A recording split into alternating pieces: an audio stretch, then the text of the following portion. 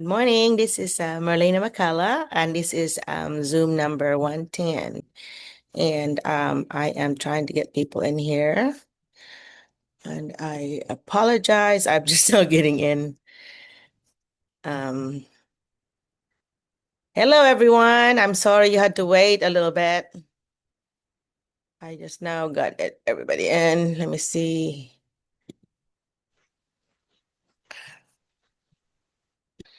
Hello, everybody. Hi, we have a few Hello, today. hello, Doc. Awesome. Hello. Good day. Hi, there's Vivian, and there's Terrence.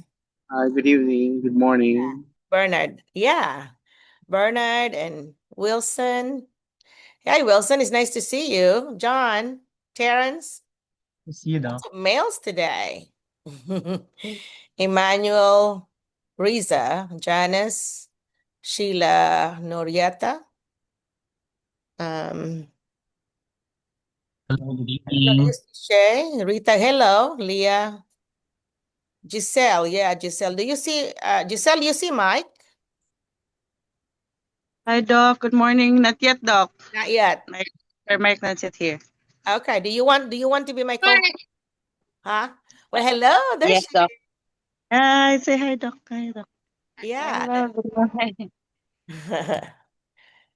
Okay, I'm Say gonna hi. make you a You go call. there.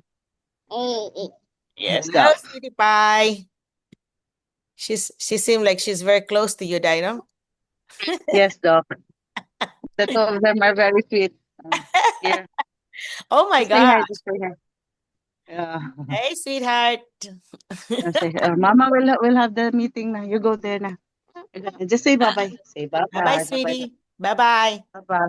I hope to see you here in America. Hopefully, Doc. Yeah.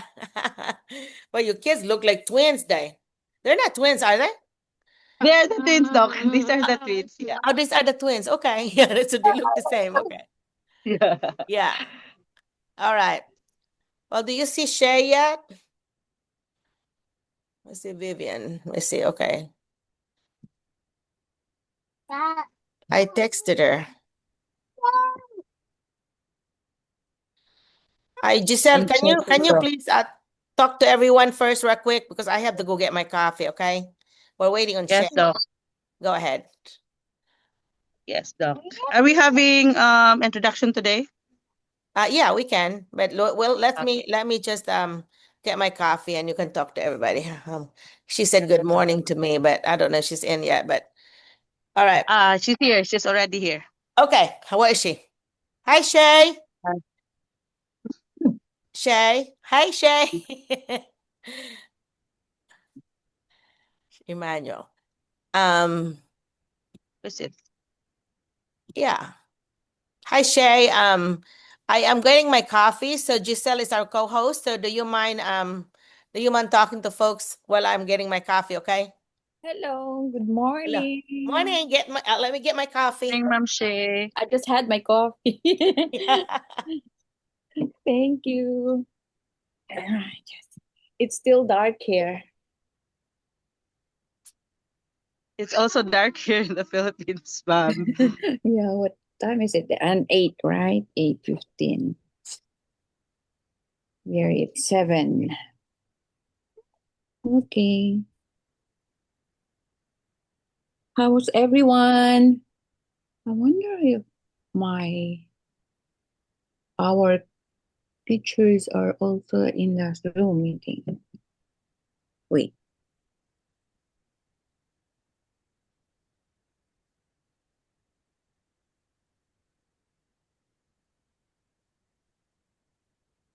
Okay.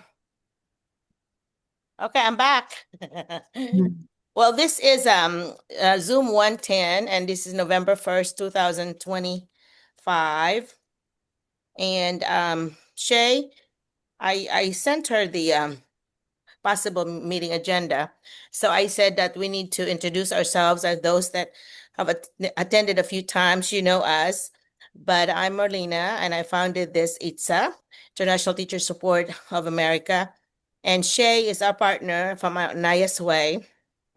And so I'm gonna let her talk. Wait, I'm messaging our clients, our teachers applicants.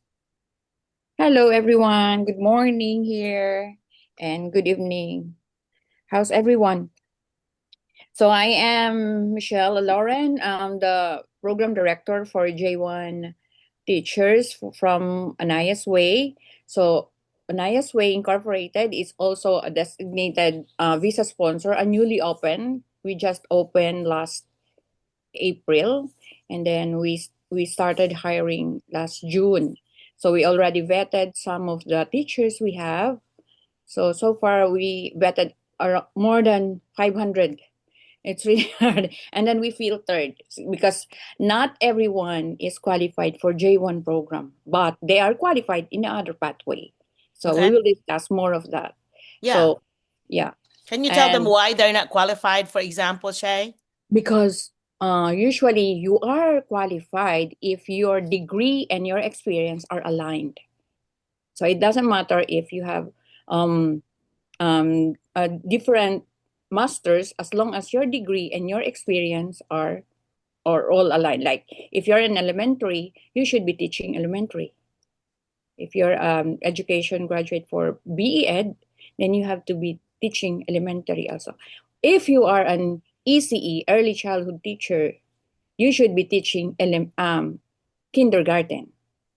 That's the alignment. Right. And then high school should be high High school. school should be in high school. Mhm. Or and elementary teachers can also teach in middle school if you're Mhm. qualified. Yeah, Right. But especially what, if you so have what praxis. are the ones that, what kind of visa do they get then if they can't qualify for the J1 itself? They can have O1 visa instead of H1B. Since you're in the Philippines, then you can come here through H1B, but there's a certain criteria that you should meet. It's an 8 criteria. We have 8 criteria for O1 visa, which it doesn't matter if you don't have degree, as long as you met all those extra abilities that you have. This is usually qualified for those who had been decades in teaching, because you have handled significant roles. You have won some awards, perhaps. You have been joining different clubs and organization in your community. So that would be one of those criteria. It's Mhm. usually, but the You're a super counterpart, teacher. yeah, yes, exactly. What's this? Jack of all trades. That's what we call them. Mhm. The other counterpart for the O1 visa is the EB1. That is a pathway. That is a self-petition automatic green card. So if Mhm. you are in a hurry, you can come here through O1 visa. So that you need to have at least 6 recommendations letters that are aligned to your evidences. So when you submit all those evidences you have, I am sorting them. I am assessing those documents, and then I will suggest, oh, you need to have a recommendation to this organization or to this certain high rank officials, because it should align with your evidences.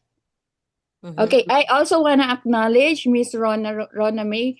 Please add Anaya's Way staff.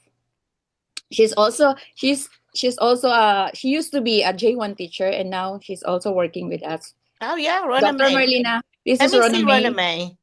Yeah, it's Ma'am nice to Rona, meet you, Rona acknowledge. May. Where are you? Mic. Yeah, for everyone, I would love for you to all open your mic so we could, Hello, your yeah. camera so we could see you.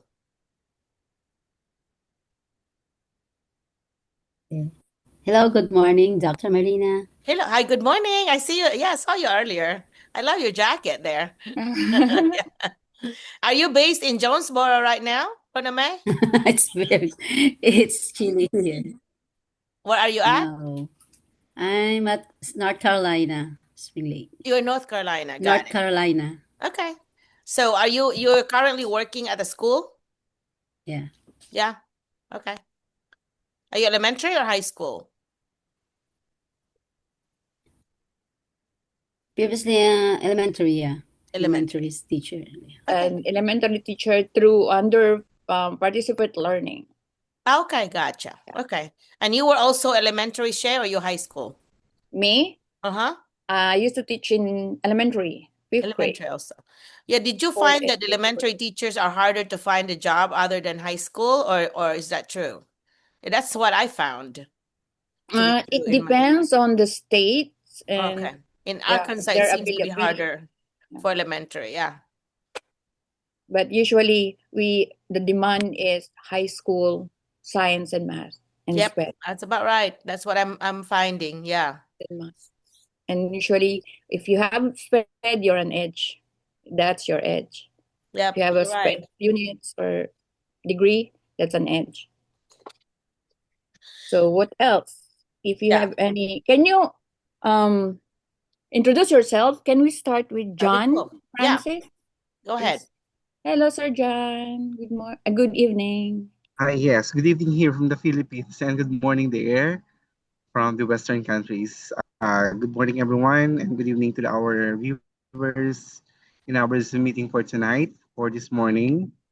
I am John Cyrus Francis, and wait. You've been I'm so emailing sorry because us, Jan. Yeah. Yeah, you've been yeah. emailing us. Yeah. Sounds like you are very sure that you want to come, right? Yeah, I love the uh, background. Yeah. with No, God's blessing. I'm so sorry for the background because I have to No, do it's that good. It's background. nice. it's perfect. I'm outside in my house actually because it's Mm. we are celebrating the All Saints Day since Yes. November 1 in the Philippines, and Mm. uh, my internet connectivity cannot reach out inside the house, so Oh, I have to get here outside the house beside the street literally, so I have to use this background so that I will be presenting at least in a good way. You're funny. Okay, I'm so Yeah, sorry that's for cute that. though. It made me wish to go back home because I miss the ocean so bad. Yes. Yeah. And I don't want to miss this opportunity to attend this Zoom meeting because every meeting counts a lot, and it thank you. takes what do we call of this? It takes importance for me. I don't want to waste time, days, even seconds. Well, thank you so So much for that. We Thank appreciate you. that. Hey, Michelle, yeah, did you yeah. get John's email because he did email me. I remember seeing that. I think I did. Yeah. There's a bunch of, and then there's also good news that I will share later. Okay. Well, news about John or news about everybody to News about everybody? for everyone. Really? Oh, well, For go ahead and everyone. take it. Go ahead and say it. Actually, I just talked to wait, what is happening with my screen? Yeah, my screen as well. Oh my It goodness. freezes. It's Wait. okay. We see you, not frozen here. I cannot see you. And Seriously? Okay. yeah, it was on freeze. Anyway, so I just talked to one of the agency. So if in case we have clients here, elementary, so if we cannot place you here in Arkansas, we can place you somewhere else, somewhere in the West, in Texas, Arizona, and and California. So So you got and there's partners from more, other yeah. And places. there's Yay. more, and there's more, and there's Yeah. more. I was so happy when I talked to Mylene, our other partners, and she said she's so excited, and she will also be introducing their clients for another pathway. Just it's so exciting. You know, the good thing about Anaya's Way is we are under the umbrella of the immigration firm, of which we are happy to inform you that we were added two more lawyers. She's from Florida. She's a licensed lawyer in Florida, and now she is taking the license for Arkansas. So that's Cool. good. Yeah, Yeah, she's that'll be black, nice. and she's her name is Amanda. She will be reporting next week. So, and there's more coming. She is actually a lawyer from a well-known lawyer in New York. I know you know him, you knew him.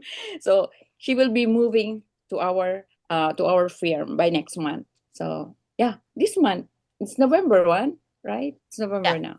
Yeah. So by this month she will be with us. But now she's in France, and then Oh, we also be trying to open our branch in Europe by by December. So we will sounds also nice. Yeah, place teachers in New York, in Europe, and in Australia and Canada. that would be I'm cool. trying to, Yeah, you know, I'm doing multitasking, so yeah. I also have my own business, and now I also been doing this J1 for the teachers. I thought I was busy until I met her. She's busier than me.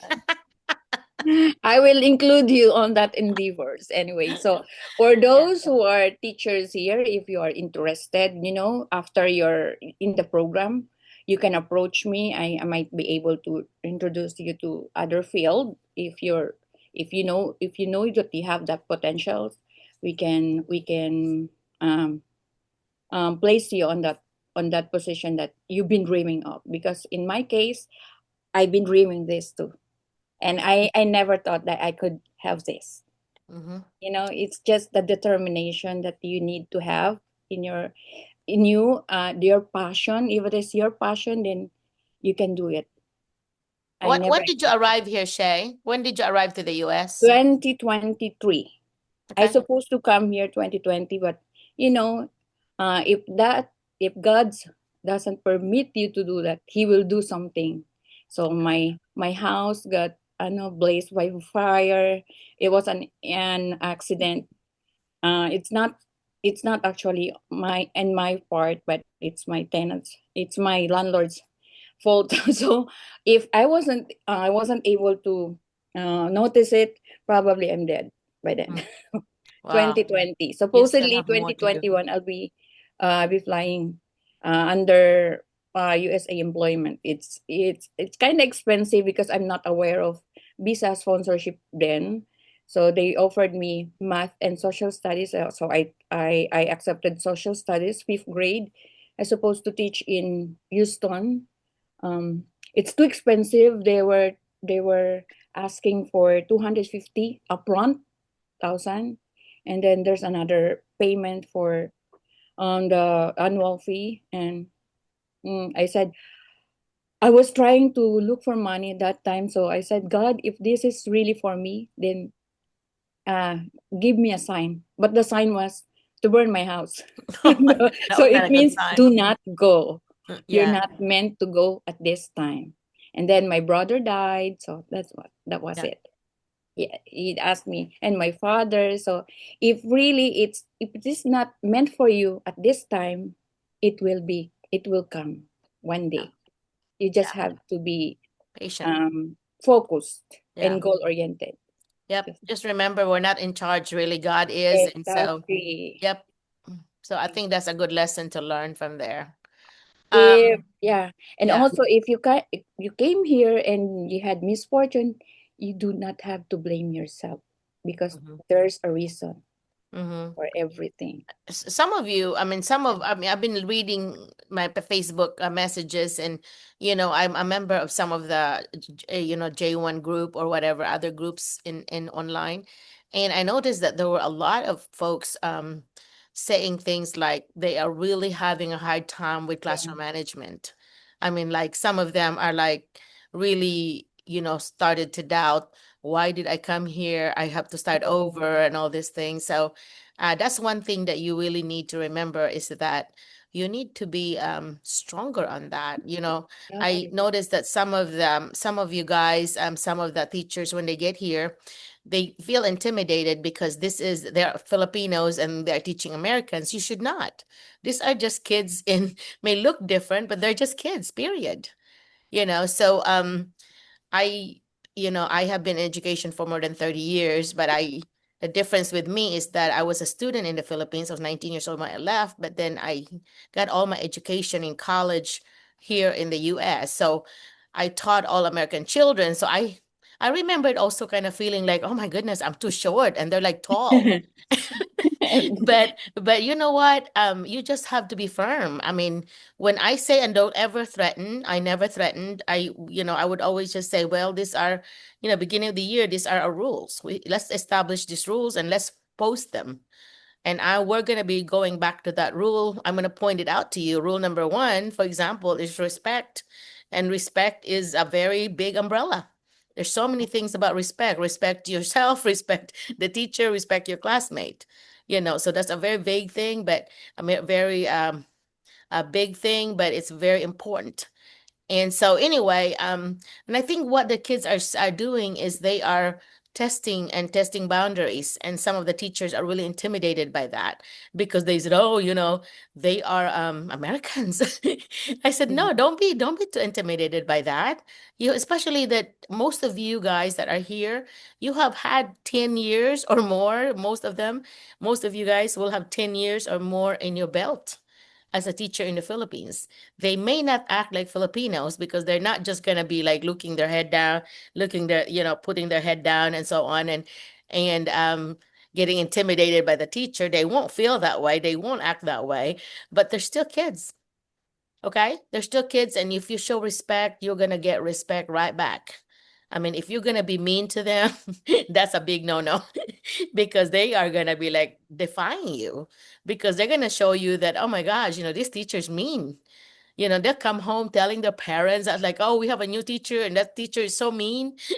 So, so you'll have issues. So, but if you're kind, but then you cannot be that kind of person that can just be stepped on. Don't do that. You are, I guess there's a line right there. You cannot be like their friend. Some teacher will say, well, I'm your friend. No, you you are friendly, but you are not their friend. You are their teacher, you know, but, um, but I think that's what they're doing is they're observing teachers that are coming in and they're going to say, okay, I would always say to teachers that they're going to eat your lunch if you're just too nice and you're not going to be like enforcing the rules, the respect rule, for example, the waiting by the door and getting to know them. That's a really important thing. Once you won them over by knowing them, it will be a breeze. They want to do anything for you. I might be humble bragging, but I really never had any problems in discipline. Whatever grade I taught, I've taught as high as 11th grade English. And I've taught as little as kindergarten because I was early childhood, elementary, and then later on I took secondary. So I have all the grades. Okay. But my favorite at one time was 4th grade. Still is, I think. But I still like the high school now working. Now I still do consulting work even after I retire. I'm about to do 7th or 12th literacy. So I'm coaching students and coaching teachers, and they book me for 39 days. And that's only about 20, 25 minutes from me. So I feel like I'm going back to work, but I'm looking forward to be in the school again, to be 3 days a week with them for 13 weeks. So yeah, I'll be busy, Shey. There goes retirement. But anyhow, so there are some folks that wanted to do you want who do you want to introduce themselves? We started calling to John. Is there anybody else that you wanted to Okay. call? Yeah. Please introduce yourself, just your name, and then where are you teaching, what country, and Okay. yeah. Yeah, Can be cool. I proceed? Go Yeah, My ahead, good John. sorry, Sorry, John. morning. I don't know John. why we cut you Thank off, you. but that was my fault. Okay, it's okay. Okay. It's okay. Good morning, everyone. I'm John Cyrus B. Francis, a graduate of Bachelor of Elementary Education, major in Special Education, and graduated of Master of Arts in Education, major in Special Education. I am a dedicated and experienced special education teacher with over a decade of experience of teaching, program development, and academic leadership, proven expertise in managing SPED programs and other related programs in education, developing inclusive learning strategies, pedagogies, and coordinating student support services as well. I'm also skilled at music education and cultural programs with a strong background in administrative and extension services, specifically to the student services program, and demonstrated ability to enhance student learning outcomes and promote holistic development. Committed to fostering an inclusive, supportive, and engaging learning environment for all students, and always practice accountability, safety, and security of my students. I am currently working at the Canadian State University as the Assistant Professor 1, and my task major concern develop and implemented comprehensive curriculum for students with diverse learning needs, and as well as, in addition, coordinated cultural and arts programs serving as Center for Culture and Arts choir director from my previous directorship. I also became a director of student support services and student affairs for 2 consecutive school year, and former director of Open University in our institution. Along with that, uh, I oversaw all operations of the Open University, ensuring the compliance with the academic standards and curriculum, and being implemented the programs to enhance student access, learning outcomes, and academic support, both for graduate students and undergraduate students. Because in addition, I'm also a professor in a graduate school, handling Master of Arts in guidance and counseling students, graduate students, teaching specifically introduction to special education. So that's the few of my functions in my current university that I'm working with. For the skills, I have the classroom management techniques, student support services, special education instruction and curriculum, and observing and applying the inclusive education in the curriculum program that we are implementing, and program development planning as well. Sorry for the noise. The motorcycle are passing by in front of me. Inclusive curriculum design, music education leadership, academic research skills, cultural program coordination, and as well as the supervisory office administration management. That's all Okay. for my upbeat introduction. Thank you so much for your listening. All right. Well, one of us, Sorry Shay, for the will be, motorcycle for passing by. yeah, no Sorry. problem. One of us, Shay, will have to start timing folks between 2 to 3 minutes, right? Because they need to know around Yes. how much to say with those amount of minutes. What do you think, Shay? Yeah, 2 to 3 minutes is actually 3 minutes is too long. Max? Yeah.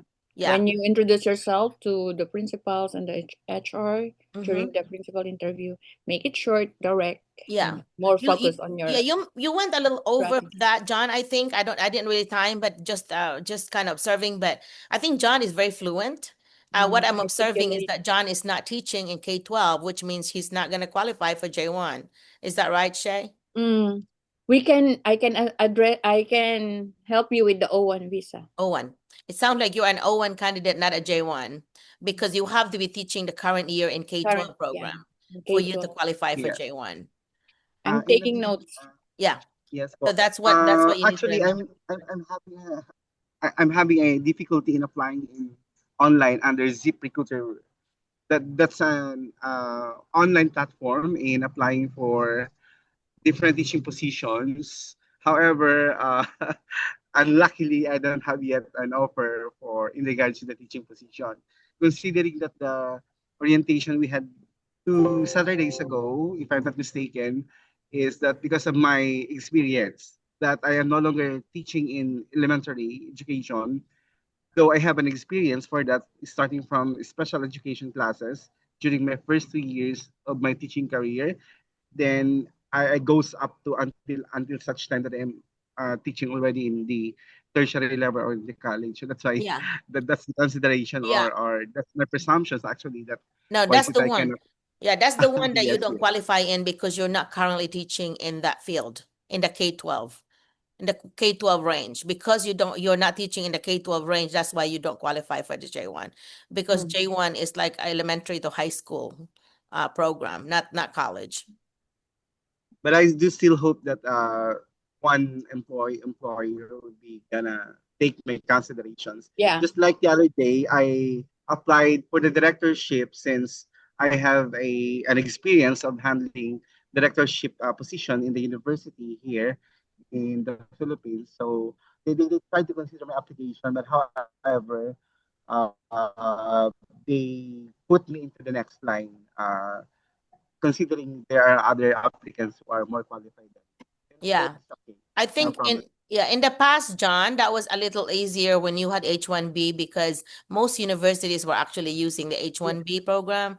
But now with that 100,000 or 5 million they cannot afford peso that. thing, it kind of just wiped that out. Don't you think, Shay? That Yes, would they cannot affect it. afford it. They cannot afford it. Universities cannot afford to pay 5 million for one teacher to come. And so that really The reason why Trump cut the program at this time, it's because unskilled um slots for 87,000 were already um god garnered by India itself. That's why. And the 20,000 slots is only for the skilled professors, like professions like teachers. So these are only the 20 slots are available for the H1B. And no one will afford that. No employer can afford 100,000 filing fee. yeah, 5 million pesos. Yeah. The processing fee is not yet included Yep. for It's the still for added. the lawyers to process your Yeah, documents. so that's pretty much Okay. out. So even because the H1B had to be paid by the employer, so they will, if the school will hire you through H1B, the school has to pay for everything, Exactly. and they can't afford that, you know. So that's the problem. I think it really does affect a lot of the college professors on that H1B deal because the J1 Uh, is not affected. I have a question, Dr. Shane, Ma'am Shane. Yes. One of the um, boxes that I filled out in the application form via online, they're asking me if I am willing to travel without visa sponsorship program, something like that. But most of the common answers I provided is that even without, something like that.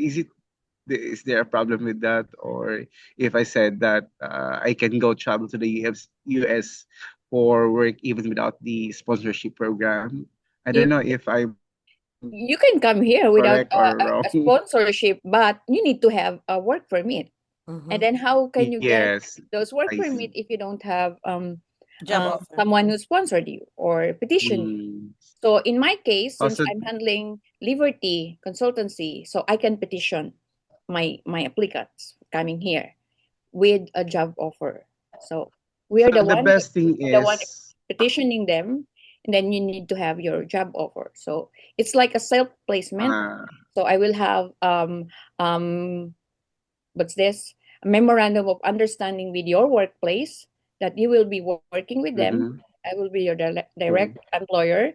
But then, so that's the good thing about this. If you have a petitioner, whatever happens to your workplace, you can move to other because they're not the one who is sponsored on for you. So you're not being held.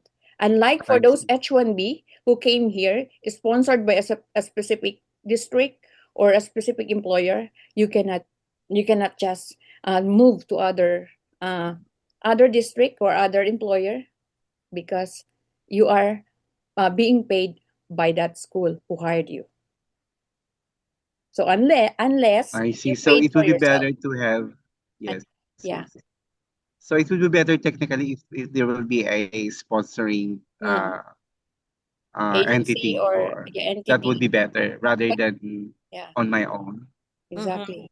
Yeah, a very common question by school when you do like for example, in the schoolspring.com, for example, they will ask you, do you already have a visa sponsor? Sponsor. And so they're asking, the answer to that is yes, because if you're gonna go with the Shey and ISY, you do have a visa sponsor already.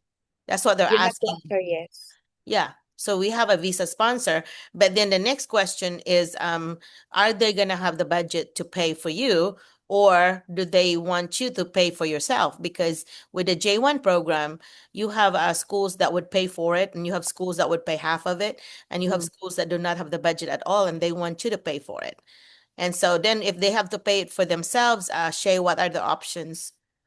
Yeah, if you will pay it for yourself. So in our visa sponsorship, since our schools are not sponsoring teachers, so you'll be the one paying for your visa sponsorship. So in our case, we only charge, if you apply through Anaya's way, we only charge 5,000 for that, our services, and that doesn't include the service. Unlike if you will apply through Liberty, they will charge you 6,000. That includes everything: your insurances, your visa service, and other fees and documentations that would include on that 6,000, and then plus 3,500 for your visa fee. I mean, visa sponsorship.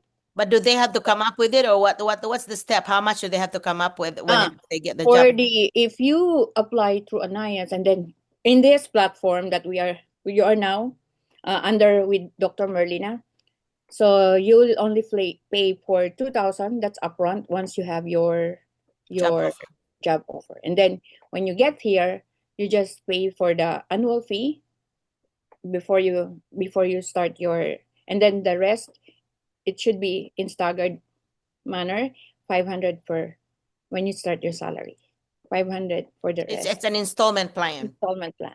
Yeah, which would help you because then you don't have to come up with so much money. So Exactly. 2,000, which is about 100,000 something pesos. 25,000 pesos something every Yeah, month. that would be your yeah.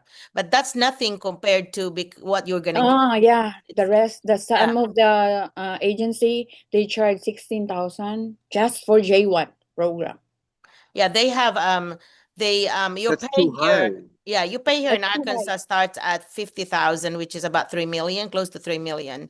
That's what you will get in Arkansas. First, But the other first places may be different. Yeah, that's what the lowest is. That's not like when you start in Arkansas, you will get $50,000. Everybody does. Yeah, it doesn't matter salary. experience. 50,000 is a start in Arkansas. Do they include the years of experience Some schools along? do and some schools don't. Okay. Some schools do, some schools don't. So some of them, because our governor just changed that lately, that everybody starts at 50,000.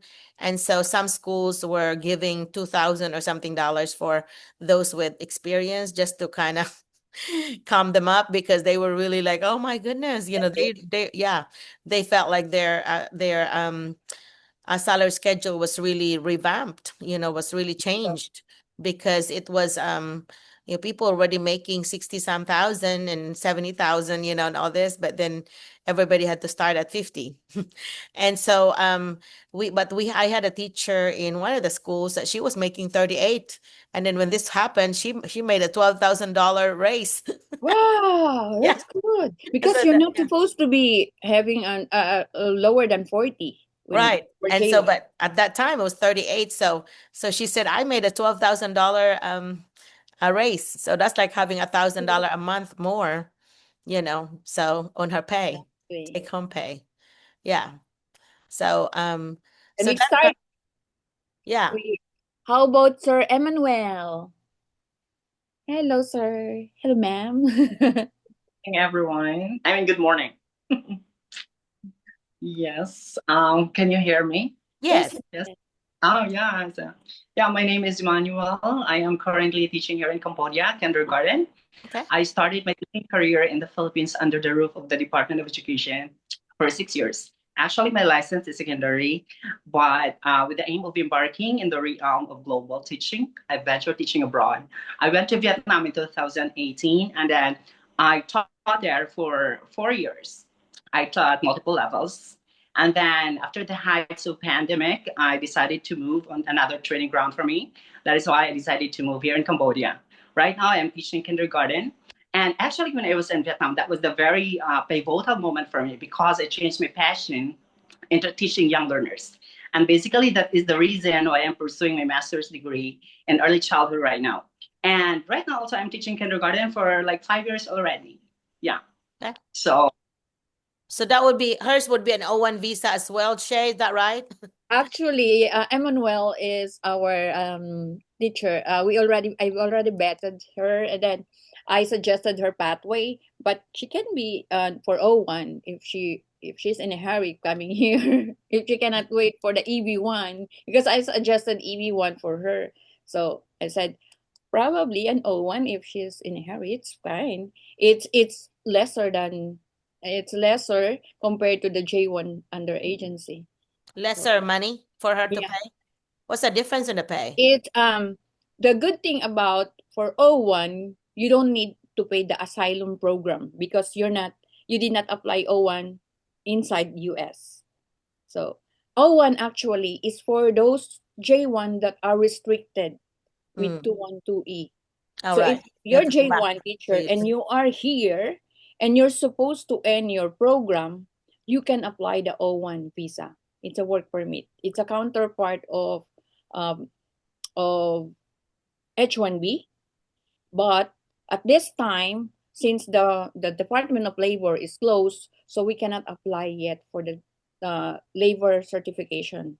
LCA. It's an Mm, application. Yeah.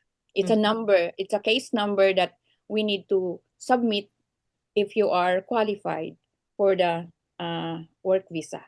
So Yeah.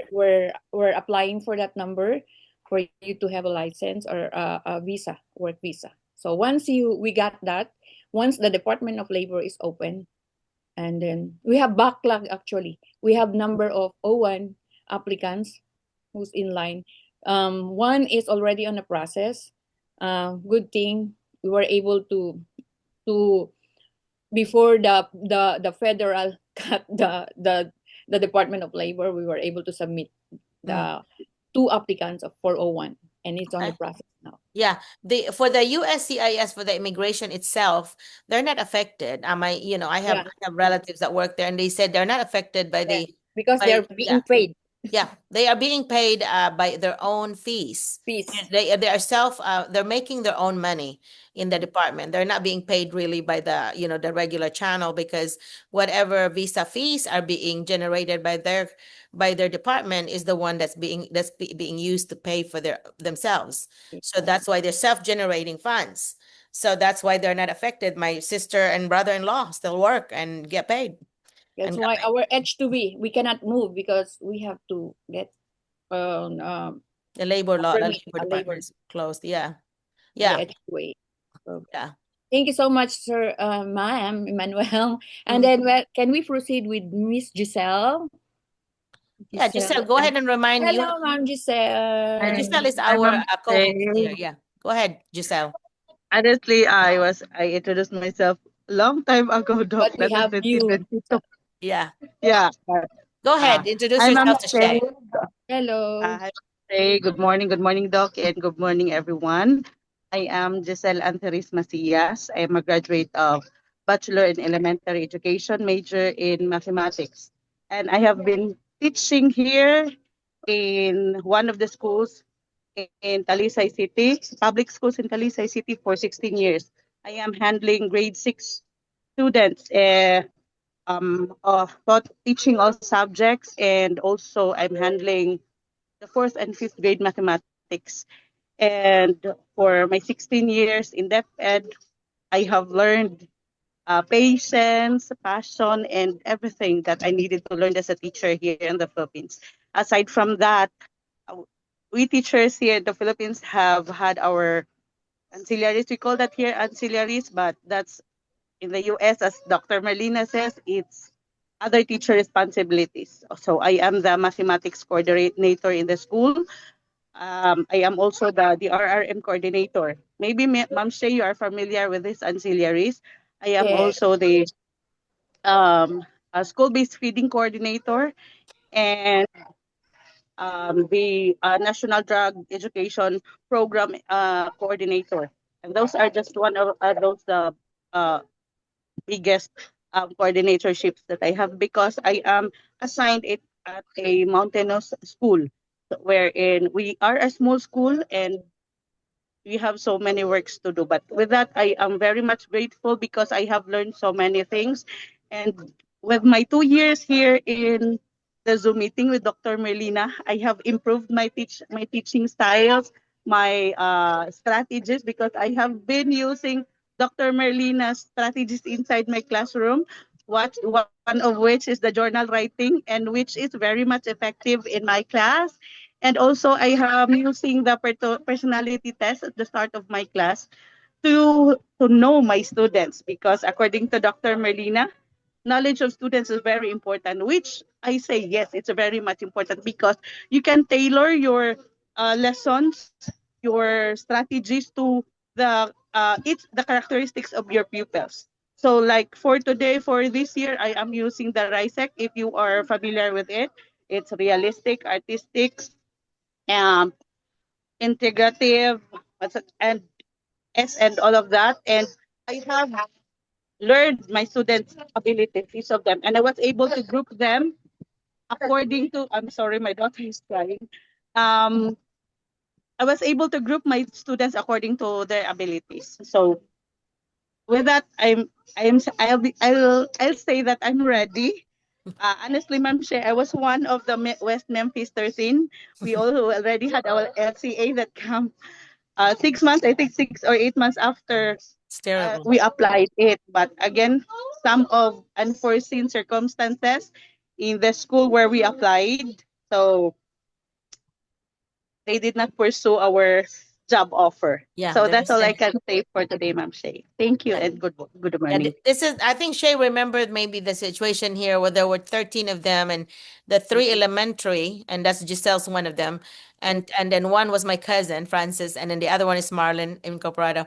They were the only ones who did not get to come because all 10 of the others were high school and they were all 10 was able to come here. So the other, I don't know if somebody's here. Do you know any of the 13s here, Giselle?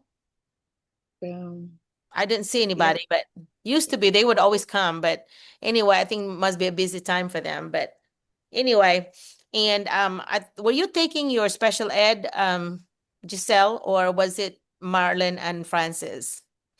The three of us were taking SPED, but the two of them look almost are finished with SPED. But as again, I stopped when my father had cancer and he died. As I said, he died just last July. Mm, So it's very, let's say, painful for me. And until now, I was still recovering for that. I stopped with my SPED, but I am planning to continue it maybe early next year. okay. So they're gonna be ahead of you. So that's Marlon and Incorporado and Francis. What's Francis' last name now? I forgot. Anyway, Miss Agoria. Goria, Yeah, Goria, Korea. yes, Doc. Yeah, those are the two that they're ready to go. All the paperwork's ready and so on. Shay, because they were going to be H1B for West Memphis. They got all their stuff together already. But for that reason, for that time, for some reason, LCA took so long. I don't understand why, but it finally happened. But then, yeah, but then other things happened before that. So then that rescinded the offer, and that's this unfortunate thing. So. And also, God's Doc, I would time. like to add, hey, can I add? I already passed TOEFL, Ma'am Shea, and I also have my teaching license in Maryland. I'm noting that. Yeah. You want the TOEFL, the people that pass Mm. TOEFL, they should be given priorities because Prayer. some schools here in Arkansas, especially those that have already gotten, I think like like Dr. Ruby, she's wanting to get one for next year. She's wanting maybe a couple of special ed, and Mm. she is really wanting somebody that had passed TOEFL. Like she said that she didn't want to hire anybody that hasn't passed it. And so the next thing that you want to do if you're really sure about coming to Arkansas, Giselle, is take your praxis. You're gonna be math. You can go to ets.org, and when you see that, you can search for praxis and then look for the math, and then there's gonna be levels. There's gonna be whatever math it was, elementary. I think if you're elementary, you're gonna do the Or elementary math. intermediate. Yeah, Yeah. intermediate. Something Yeah, like there's the middle elementary school. math. And then because elementary, you will be asked to do 4 subjects, the 4 core. The elementary, the literacy, the social studies and science. Since you are math, I would want you to start with math. And then because there's also one test for 4 hours that you can take all 4 of them. I don't recommend that. That's you need time to study. So I think math would be a good way to start. Yeah. Yes, Doc. You- I'm Yeah. saving for that. Sounds good. I think it's maybe what, 200. I don't remember what it was. Somebody Or tell me, practice TOEFL. sis. Do you know, Shay, how For much? practice. Praxis, Uh-huh. It's about, yeah. lesser than 200, I guess. 200 something. Yeah, about 10,000 something pesos. Yeah. That's what I it think is. it's 8,000 something, Doc. I have checked already at ITS 105, already that I was able. Yeah. 190, 100 something, Yes. yeah. Yeah. I think it's 100 190. yeah, and you and can take 200 for TOEFL. yeah, 200 something for TOEFL. But but you can use So a credit card. So if you can buy a month that way because they're gonna be you can charge it with credit card and the credit card doesn't come till another month, you have a month to pay. So yeah, that's something that some people could do too. But that's okay, can very good. we thank you, Huh? Giselle. Can we Yeah. move to Mr. Ronquillo Dano? Danyo? Hello, sir. Hi, good evening, good day, good morning. I am Ronquillo G. Danyo from Bohol. I have been teaching senior high school in the Department of Education for 6 years. I am just focusing on the specialized subjects, in particular accountancy, business, and management strand. In my 6 years of teaching, I have also been exposed to ancillary jobs in Department of Education, particularly school-based management. I am with my principal dealing with the programs and projects as well as the implementation of those things. And in fact, we won as the best implementing school in the regional level for that particular um, program in DepEd. And of course, I have also been exposed to writings, self-learning modules during pandemic. I was also once awarded as writer, and I'm looking for opportunities for United States where I can um, uh, express my and share my teaching career in the international educational landscape. I think that would be all for now. Thank you, Miss Ronquillo. Mr. Ronquillo. I mean, what subject are you focusing? Are you specializing I math? teach math in the junior high school, and also I teach accounting in the senior high school, particularly in ABM. Because here in the Philippines, our setting here is even if we are senior high school, we can teach junior high if Yeah. that Yeah. subject we are good at. They're not as strict in the US like that, like the US. Shey, he has an Ananias Way background. Does that mean you already had Yeah. vetted him? We already vetted them. Okay, that's a good thing to know. If you got that backwards Anaya's way thing, why You is it can backwards? tell you Yeah, can tell if how they speak out. So they already been trained. very good, very good. I'm impressed. Very, very good. Very fluent, and you have the Articulate. confidence. You look confident, which is a good Thank thing. you. Thank you, You Doc. will see their video resume. So Yeah. I think I gave you the link. Rona, can you share, Ma'am Rona, can you share Dr. Merlina the video resumes later? Yeah, you can share this on the Zoom if you want to, and we can have it recorded. But Yeah, and then otherwise, we can criticize, we can yeah, give we can a critique it. positive feedback. Yeah. Yeah, we can. What we need to do is those that are already either vetted or want to be vetted, you need to stay after this regular Zoom, and then Shay and I will talk to you farther and give you more details. Is that right, Shay? Yes, Yeah. we would love So that. so be sure to stay, or if we don't stay, we go back in. Okay. If we're gonna turn because we have to end this and then start another Another. video. So yeah. So you go back in the same link. Thank you, Sir Daniel. How about Mr. Wilson? Sir Wilson de la Cruz. I'm Shey. Good morning. Hello, Doc. Hey, It's been a long time, I I know, guess. right? Yeah, I remember you now. Yeah. Um, Hello, Ma'am Michelle. My name Hello. is Wilson P. De La Cruz. I am a public senior high school teacher here in the Philippines. I've been in the public school since I was hired in 2013, and from 2013 to 2017, I've taught junior high school English from 7th, ninth, and 10th grade. But in 2017, I was promoted to senior high school, where I handled English for academic and professional purposes, 21st century literature from the Philippines, and oral communication in context subjects. I am a graduate of Bachelor of Secondary Education, major in English, and also Masters of Arts in Education, major also in English. 2 semesters ago, I took up Doctor of Education major in Educational Leadership and Management. But last semester, I decided to try a different path and I enrolled in special education. I am now in my second semester taking up professional masters in special education. In my creative side, I was designated as dance group coordinator when I was in junior high school. I was also assigned a volleyball coach. But when I was promoted in senior high school, I decided to try volleyball officiating. So I joined Philippine Volleyball Federation, where I was awarded a national referee license. I am also a coach of journalism, particularly sports writing. We've been competing in the regional competition for 3 consecutive years now. And my recent assignment in school is the Boy Scout coordinatorship, where I handled young scouts towards their Eagle Scout journey, where we teach them different pioneering skills, different community service skills, and sustainable development goals. Very impressive there. It's Sounds nice like a, yeah. to meet you, Ma'am Michelle. Doc, I've Thank been in the ITSA. I've been attending here for a Wow. couple of months, Wow. but I have just returned today, and I'm Okay. happy. Okay, well, good. I'm glad you came back. Hey, Thank you so much. you're close friends with one of the 13 in Memphis, right? Who was it that you were close? Yes, Doc. Erwin. Oh, yeah, that's what I thought. Yeah, that's what I didn't want to say, but yeah, that was okay. You still communicate with him, right? Yeah, I think he's sleeping right now. It's weekend. Got it. I know. I I don't. That's why I don't really expect I, people to wake up that early.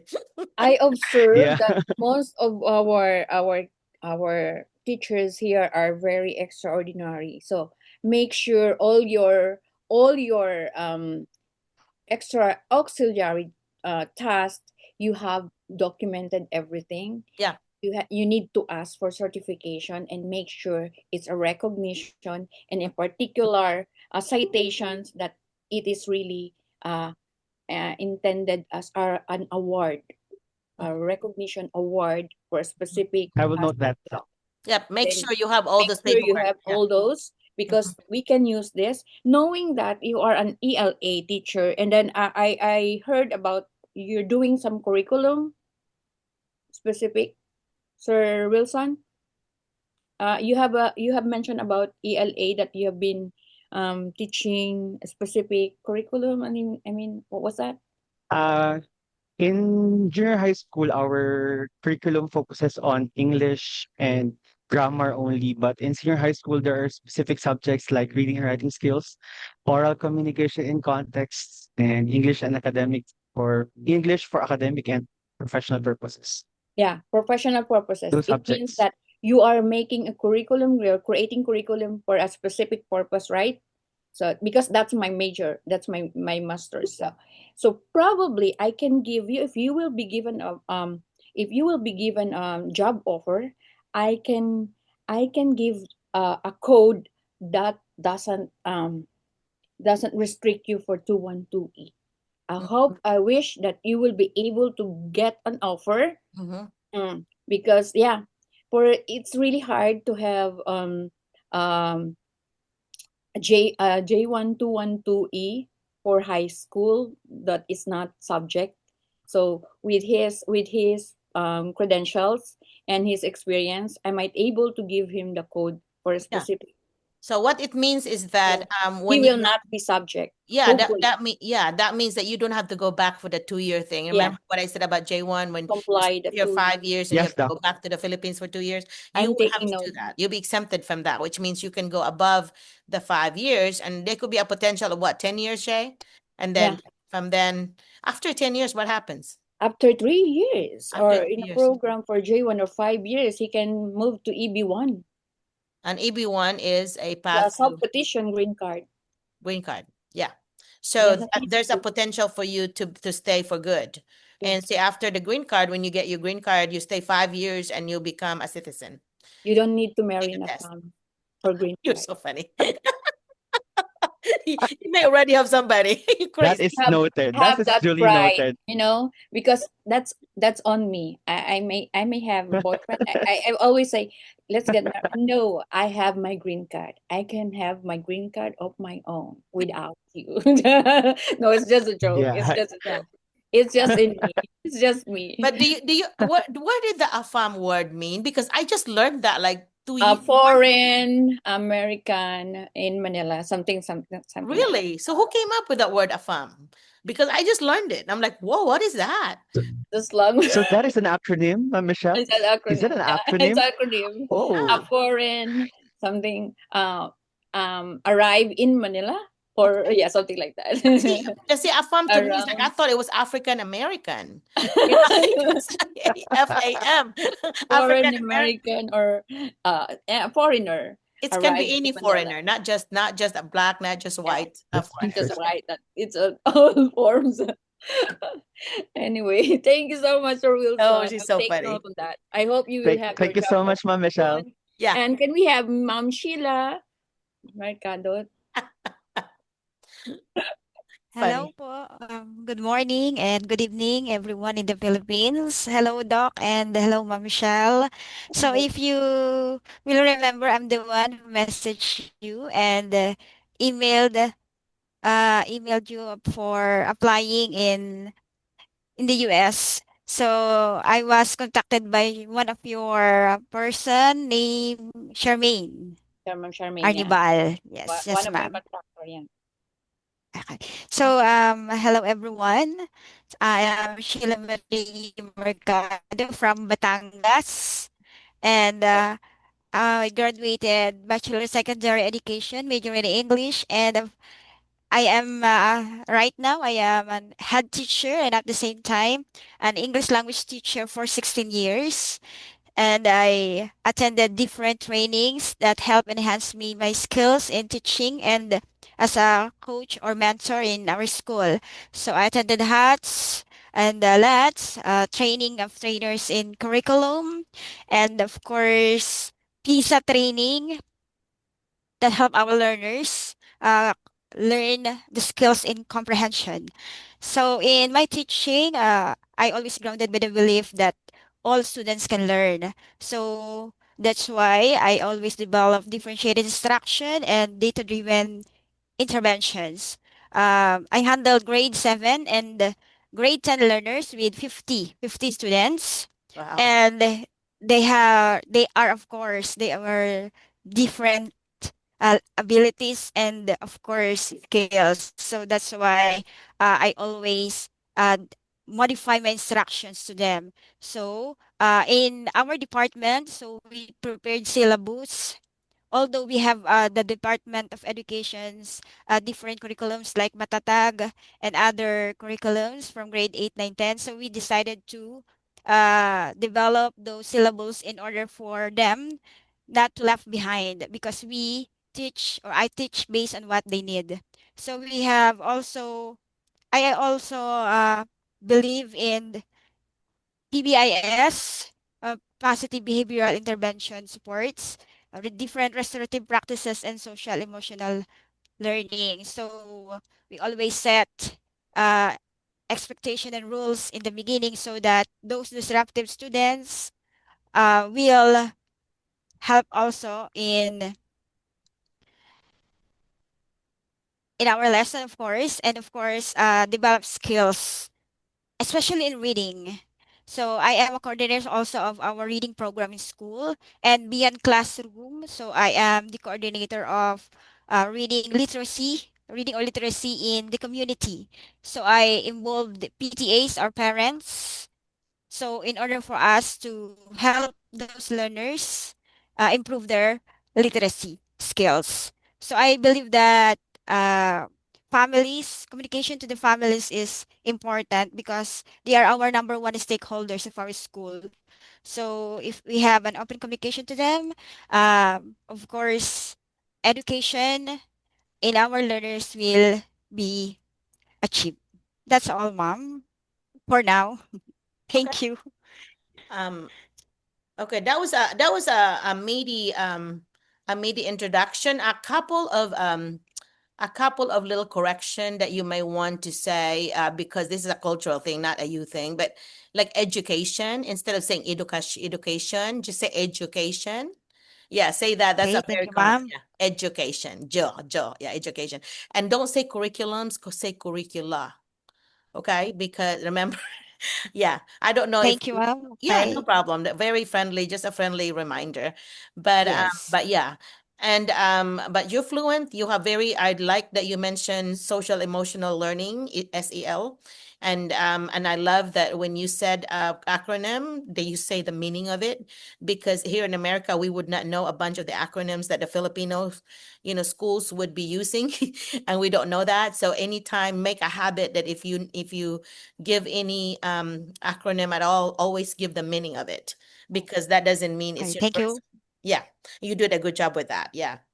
And so Shay, what else can she add to it? Like, because I was really hoping that she would say, this is my teaching philosophy. My philosophy is this. And maybe at the end you say, well, I want to work in the US because, and then mention your interest in learning cultures, and you sharing our Okay. culture to the American children and so on. What So, is your but personal quote? And then, yeah. mm, Yeah, something like that. And they're always going to be asking, because I was a former administrator. So we always ask at the end, do you have a question for us? So Sheila, do you have a question for mm, Shay and me? do you have a question? Yes, ma'am. I have a question. How can I improve myself? And of course, how can I develop or get the job offer? Actually, ma'am, I had experienced two PIs and sad to say, ligwak. Okay, PIs, So, personal interviews, Per- right? There you go. yes, Personal principal interview. interview. Correspondent. Yes, Okay. ma'am. Okay. And of course, one is online and the other one is face to face in Manila. So, it's tricky because the interviewer will say good feedbacks, but at the end, after the a process of hiring, they will say that you will not hired. Well, they have a rubric, like we always had a rubric when we interviewed. Mhm. And so they may have somebody that had met the rubric better than you. That doesn't mean you're bad. It's just that they had Mm, other folks that had met the rubric higher than you, because our rubrics always ended up with quantitative data, Correct. so a number. And so there's somebody had a higher number than you based on the different rubric that we did. So because usually there's three or four of us interviewing, and we just do the average. And then so whoever had the highest Okay. average, we hired them. So in order for you to have a better Okay. rating, you're gonna have to give examples about your classroom examples. Okay. So when Okay. you say any question that where you're being asked, you need to say, oh, I can relate to that, because I remember my student John, and this, for example, that you're being asked about a student that's unmotivated and would not do any work. So what do you do with that? So you can always make it personal by mhm. saying, I remember that a child like this. Don't say the last name, of course.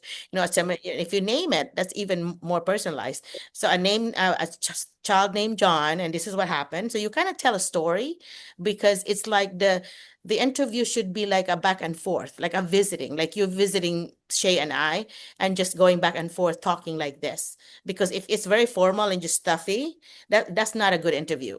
But if you're just visiting with us like this, but don't ask them. Of course, I know that you're asking Shay and I about how to improve Yes. yourself, but when the actual interview, don't ask them, how do I improve myself? Say, do you have any Yes, of course, ma'am.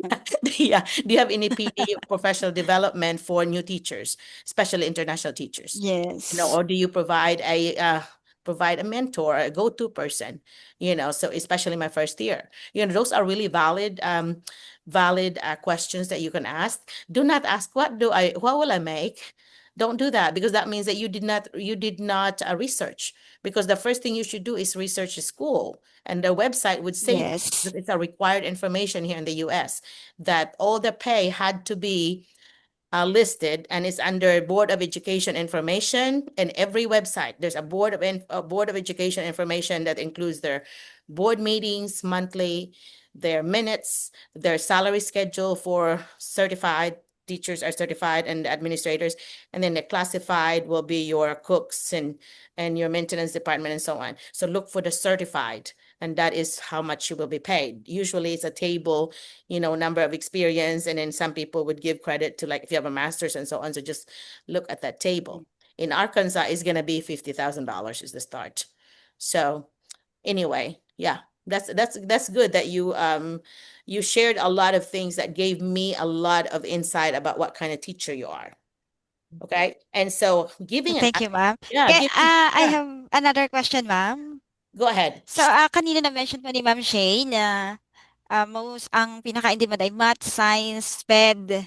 Mhm. So, ang ELA secondary po ba ay pwede pa rin? Yes, of ELA, course. yeah, ELA is needed too. The problem is English is our second language, right? And so Yes. some schools are biased to that because they Mhm. would say, well, our kids will be taught by some foreign teachers speaking English. So you're Mm. going to Mhm. have to be really, really, really fluent and Fluent. really do a good job, because they're not going to have kids saying, well, that's why I failed because I cannot understand my teacher.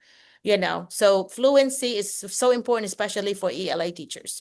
Because Okay, you're gonna ma'am. be Noted, reading, ma'am. yeah, you're gonna be reading your literature.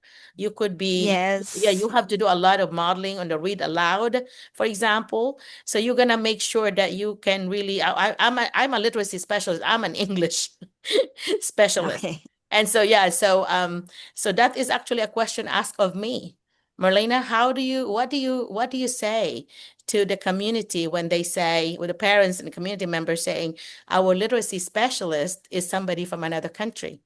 That was asked of me. And I said, well, sir, thank you for asking that. Actually, that's a good question, because I always tell my students that have a special respect for people who come from a different country. You know why? Because they speak at least one more language than you.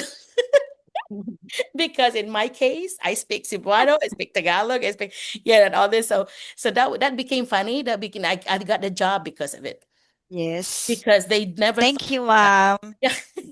You No, inject that might not something work for you, but it worked for me. when you are in an interview. You don't need to be stiff, Yeah, you need to as just you relax. were talking. Mm-hmm. Mm-hmm. Just Mhm. share your insight as well, and then Mm-hmm. if you research the specific standards and the background of the school, in line with your experience, you can grab, like, you're focusing about reading, right? You said that you're a coordinator for reading, so you Yes, yes, ma'am. try to try to look for the weaknesses of that school, and then you ask question. That will make Mm. the conversations and the interview more interesting. I think Oh, so too. what intervention did you use when, Thank you, because ma'am. I Perfect. saw that you have a lower statistic with this reading. What interventions did you introduce to? Do you think that I probably can help something like that, because you can do that? Yeah. Yeah. You're Thank you, reading. ma'am, for your Yeah, suggestions. Yeah. Your literacy. Techniques. Yeah. The literacy data, you always want to praise them. So you don't want to insult Yes. them, right? And so you say, well, literacy Of data, course, ma'am. yeah, just but there's just in my something I life, can do. Yeah. Good, probably good I can point there, be. Shay. Good job. I like the point that Shay Thank made. you, ma'am. You kind of, Sheila, you really do need to kind of relax and just be like, Yeah. as right now, Mhm. you really do stiff. Your shoulders seem stiff, Yeah. and you're like, yeah, and your head seem like really stiff. So just kind of move your head sideways. Like, look at Shay and Yeah, I. exactly. As We're if, yeah, pretty relaxed. when you're talking, you also have to, when you sharing your personal experience, especially about the things that you did with a specific student you have in your Mm. school, and the effect and the impact you made, Mhm. that really interests Yeah. interviewer. Yeah. It's like a story. I'm telling you, it's like a story. There's a character, and there's a problem, and there is a solution at the And end. Yep. there's a lot of eyes staring Yeah. at you. They're observing you. Your Right. movements, your Yeah. facial Right. expressions, everything is And they being can see your observed. excitement. Is this That's teacher part of excited? our rubric. Right. Is this excitement shown in a teacher's face? Like Yeah. when somebody talks to us, you can see we're excited about education. We're talking about education. We are, our voice gets excited. Our body language shows that we're excited. So what we need to do is do that. Tell your face, like Mm. we're excited, but let's tell our face that. Okay. So that's it. And you may just be a serious person, Sheila. You know, we don't want to Yeah, be yes, Yes, you ma'am. may just be one of those relax. shy first people. And But put katulad po ng last time for silang nag-interview online. So, grabe yung kaba. yeah, Yeah. you can do Ayun that. There you go. po. You're relaxing a little bit. You're smiling like that. Do that. Do that. Relax. You're just talking Thank to you, friends. ma'am. You're talking to friends. They may be strangers to you, just pretend they're your friends. And that's not how you act around your friends. I'm sure you're much more relaxed around your friends. Yeah, see, Thank you so much po. You should yeah, know yeah. how where to pace, Yeah. to stress out, and Yep. then give Relax. some, Take a you deep know, breath. Yeah. breathe, Take a deep breath. breathe. Yeah, I can do this. Yeah. Yeah. Yeah, so that's I think that Shay did a good job really of pointing that out because I was thinking Yes, there ma'am. is something I need to tell her about being so serious because she's kind of shy. Yeah. I observe Yep, there that. you go. I want to see that face because smile Yes, is gonna buy. Yeah, Don't get offended if we're trying to, because we're trying to help you. yeah, we're not in we're not it's This all is right, the ma'am. I'm purpose okay. why we do this. It's yeah, we're for not And I'm insulting at all. so thankful po ako na na-meet ko kayo and we have some kind of this online meeting. At least, yun, na-point out ni ma'am na that is yung kulang sa akin. Yeah, Yeah. probably Yep. because Yan. you mentioned you had your PIs. Now you can Yes, reflect ma'am. Yeah, use because no that one for sure. criticized, no one told you, oh, you have to improve this Mhm. on this side. Critique is a very good thing, Yeah, and you know we the came from positive critique. yeah, we Not, came from we Ay. came from a good place. We are here to help you. yeah, exactly. Our heart is in the right place. Ay. Hey, Sheila. Thank you so much, ma'am. Thank Yeah. you so Actually po much. I'm gathering my requirements and of course the video resume. I'm glad I attended this kind of meeting first before I do that. Okay, Alright, you can it's do it. You okay. can do Thank it. you so You much, can ma'am. redo that again. Yeah. And my email and Shay's email are on chat, guys. So Yeah. if you don't have it yet, All right. copy and paste it to Microsoft Word or Google, and that way you'll have it. Okay. So when this is well, we won't be able to access. Always CC me or CC Dr. Merlina, Yeah. whoever, and So Mom Rona, so that we yeah, can we'll be in get the same something. page that way. Yeah. I think that would be good. Okay, ma'am. Thank you so Thank you much. so Thank much. you. Hi, And Miss next, Rona. Yeah, Miss Rona, what is do you have any comment for Miss Sheila before she goes? You look like you were nodding your head a while ago, so I'm just watching nonverbal. Do you have anything to add to what Shay and I said? Mom, she, Okay. Miss Rona, I'm putting in a spot. Okay, for in addition, yeah, Go ahead. yeah, Dr. Marlena and Miss Shay's ideas or tips for principals interview. That's all correct. That's true. Yeah, you Okay. have to like be realistic. Put on your experience. You just say the words that in my classroom I had this, and then aside from that, you have to have a research or how the classroom situation, the classroom like in the America, so you can infuse those as your experience. Yeah, you can say those and probably you can hit one of the rubrics Yeah. in But the you know, interview. the rubric Yeah, should be that's what. Yeah, I did yeah, that. yeah, rubric should be open. Yeah, I always shared my rubrics with my students. And so I need to come up with a rubric. I need to come up with a rubric. I'm going to share it with you guys if I recall, because I have been in so many interviews, maybe more than 10 interviews, and schools use different rubrics. They come up with their own. yeah, And so I need to come up with one that will cover a bunch of things that we use in other schools I have been in. But for yeah, our purposes here, the number one yeah, thing is fluency. They want you to be fluent in English. yeah. That's right. Hmm. Yeah. So yeah, before I undergone with different like principals interview and district interview, I do some research. Really, research is very important. You have to do research about the school background, the Hmm. U.S. academics, and so on about U.S. Yeah.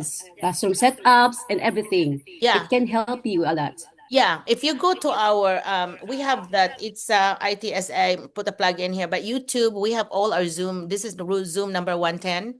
But if you go look from Zoom 80 and up, we have it's loaded with classroom management ideas and classroom strategy ideas. Sheila, if you want to go back to it, just search YouTube and put ITSA and then my name, Marlena McCullough, it will show up. I have more than 600 videos in there. So one of my videos will show up if you Google it or Thank you so much, ma'am. Wow. you can watch. Yeah. Thank you It for Yeah. doesn't only sharing focus those. Thank on you, you. Miss Rana. Yeah, our tips and suggestion. It's for everyone. It's not Yep. only Not just for Sheila. That's right. for everyone. Sheila's our It's guinea just pig that. today, but Okay. Sorry, Ma'am Sheila. You might thank get you. It's all right, annoyed. ma'am. Good job, Miss Yeah, Sheila. because Thank you. some of the applicants, Okay. yeah. Hello, Sir Bernard. Are you Hi, ready? ma'am. Good evening. Sorry for the noise, background noise, because it's raining very hard now. Oh, It's okay. Where raining. are Here you in now? Cebu. You're in I'm in Cebu, Cebu. ma'am. What part of Yeah, Cebu are Mandaue. you? Mandaue. I'm from Mandaue. I was from Mandaue. I'm Tipolo. I'm by San Miguel Beer. I grew Very up near there. Labugon, ma'am. Oh, okay. That's where I was in Labugon. elementary by San Miguel Beer area, Mm. Tipolo. And then we moved to Magikay. You remember there are 27 barrios in Mandaue. So I live in two of the barrios, Tipolo and Ah, Magikay, and then we moved to Lapu-Lapu. So yeah, I'm very okay. familiar with where you are. So it's raining there, Ah, huh? I have also a house in Lapu-Lapu. I also Okay. have a house in Lapu-Lapu. You do. Okay. Where at in Lapu-Lapu? We're in Agos. okay. Agos, Deca 1. Deca Homes 1. We're in Babag Uno. My family's in Babag Uno by the elementary school. Yeah. I'm not very familiar with all the cities there. I am in Kanang place in Lapu-Lapu. Okay. Only in the place where I live. Okay. Got Agos. it. Got it. Yeah, it is a big area anyway. I mean, little, but lots of little side places. I don't even know. I get lost there.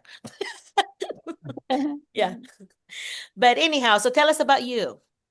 Okay. Good evening, everyone. I am Bernard Glenn Kennedy M. Maluya. I am a graduate of Bachelor of Science in Industrial Technology, major in technical or architectural drafting. I graduated 2013 for that course. And I am also a graduate of Diploma in Professional Education. That's why I am teaching now. After I graduated my first course in technical architectural drafting, I worked in the industry for 7 years in construction and engineering company. And I am currently pursuing my Master's of Arts in Vocational Education and about to graduate soon in this December. Good job. I'm in the last stage of our thesis, which is correcting my manuscript, uh, finalizing the manuscript and publication after soon. Pohon. And in DepEd, I work for almost 4 years already. Um, I started in 2021 for sub teaching in two different schools in Mandaue. Also, as a regular, I started from the year 2022 up until now.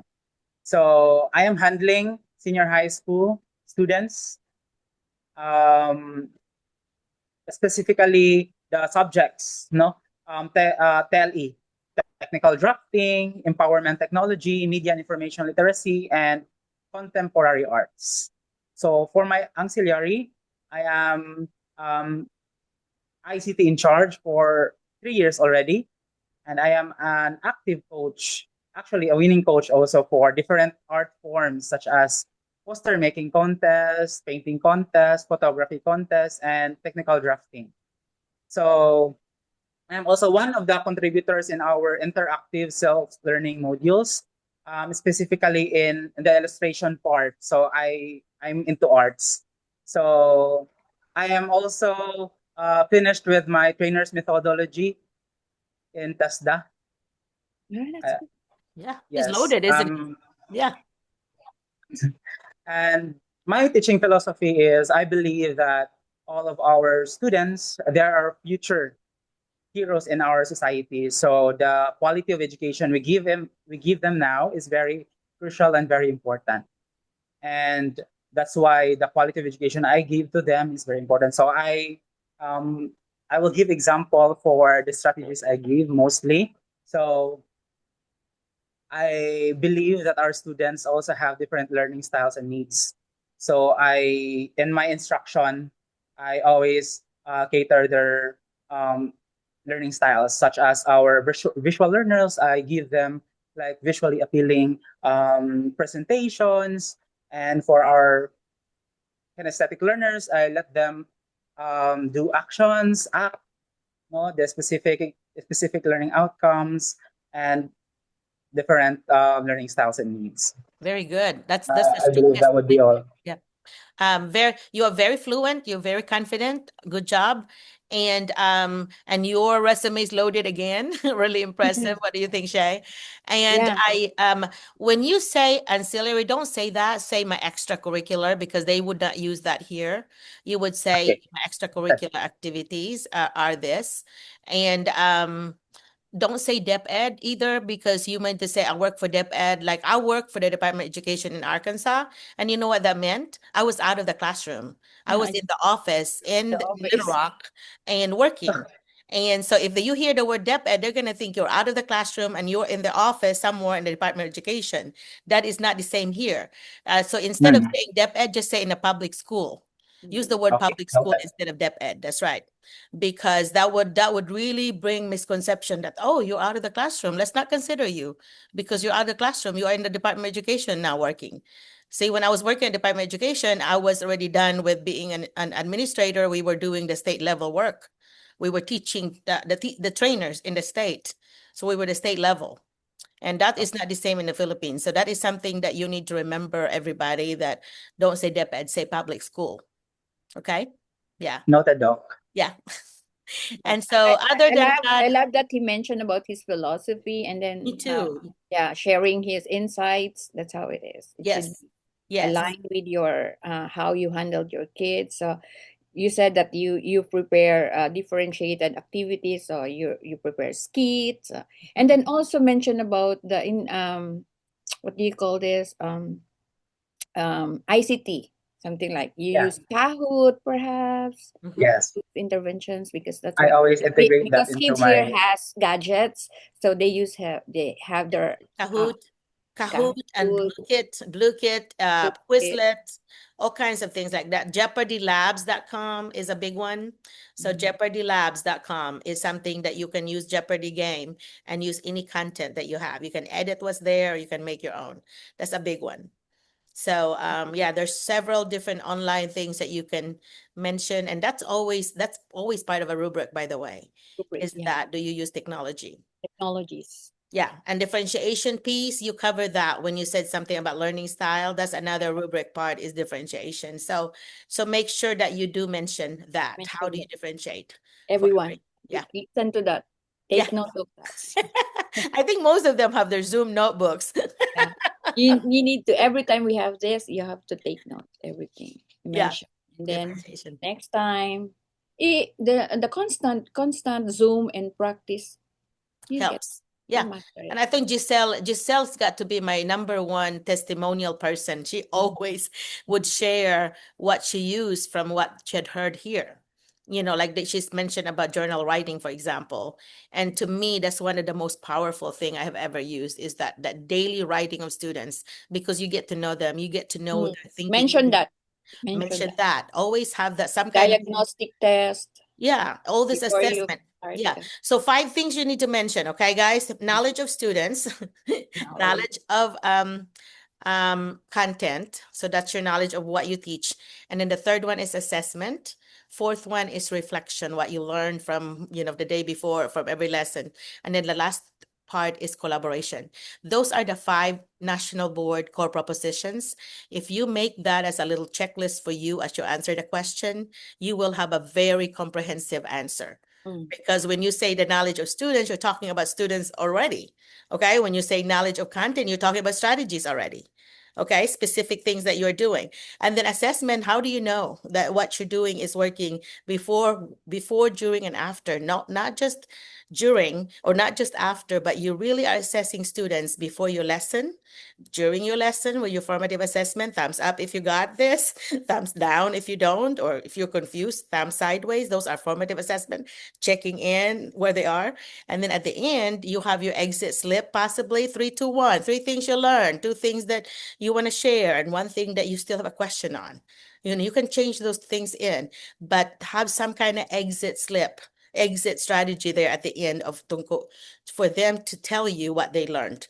I have a Filipino teacher here in Barton, Marisa. She does a good job with that. Um, she would give them like a question on the board, and so they knew already that when they leave, that's their ticket out. They have this little index card, and they write their answers down. She had a basket there by the door, and they put it in there, and she knows exactly what the kids were thinking about the lesson. So yeah, she did that every single time because I was observing her and I always noticed, oh, you have different questions. That's good. You don't have the same question every time because the kids will get bored. It has to be related and it has to be differentiated according to what you're doing. Always relate to it. Same thing as your bell ringer, first 5 minutes of your lesson. Okay. So Thank you so much, yeah. Mr. Bernard. So can we proceed Thank you again. with Mr. June Masula? Hello, Sir June. Is Sir June here? Hello, ma'am. Hello. Am I audible? Yes, you I can see are. you. Yes. Good evening here in the Philippines. I just want to say a special shout out to Ma'am Rona May Ramirez, who just interviewed me 2 months ago. Hi, Ma'am Rona May. Good evening. And hello, Ma'am Michelle and Doc Hello. Marina. Hi, good Hello. evening all. Nice to meet you again, Ma'am Rona May. Hello. Masula. All right. My name is Jim Sauso Masula.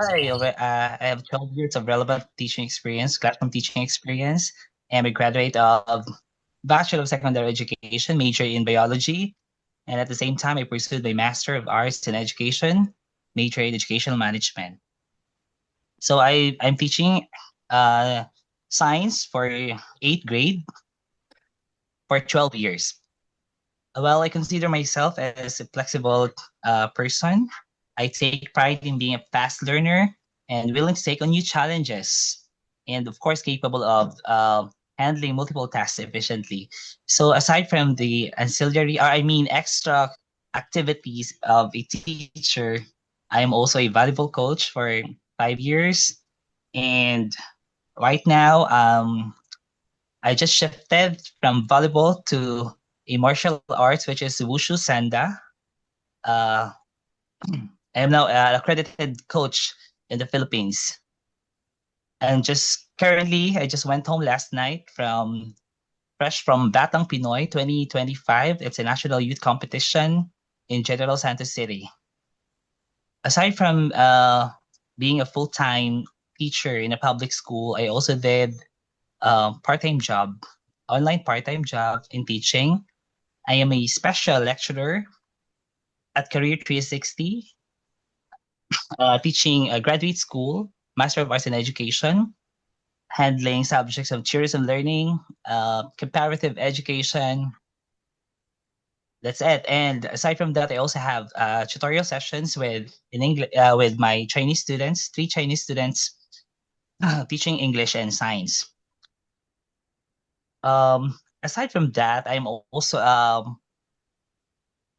recipient, international recipient of award in the multidisciplinary industry and academic research as best research presentation and best presenter at the 5th International Multidisciplinary Industry Academic Research at Shah Alam, Malaysia last June 2024. I am also a writer.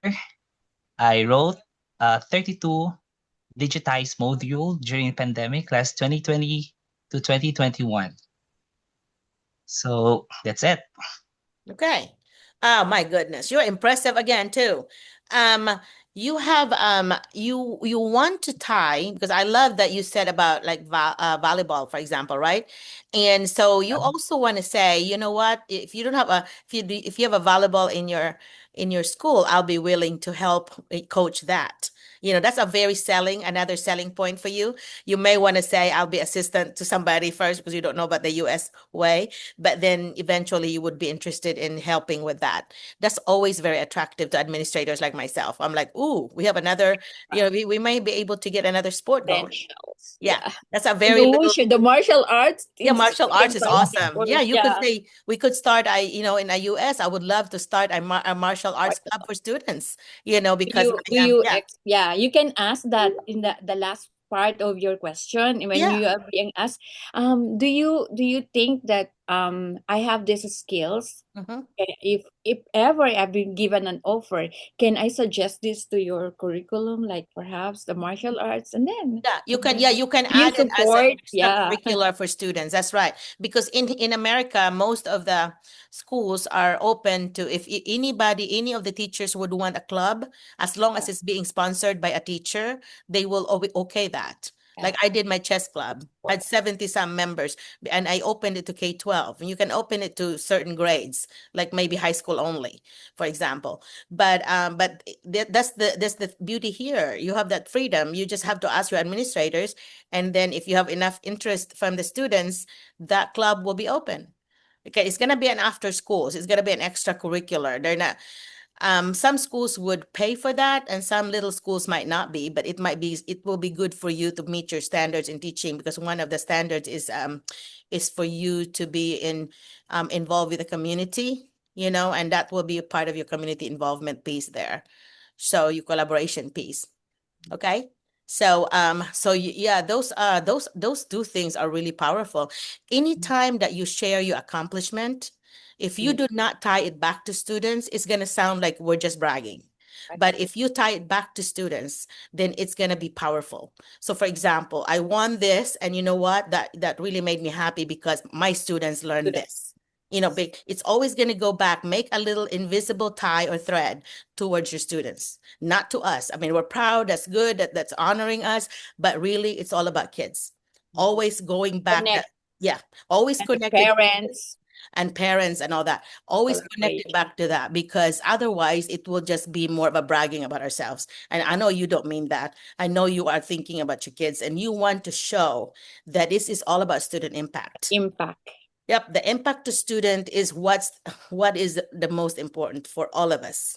Okay, when I did my national board certification here, that's one thing that we have to show. Whatever you have done, it always has to show student impact. Because if it's not back to student learning, back to student impact, that your students grew because of it, then that doesn't count for them.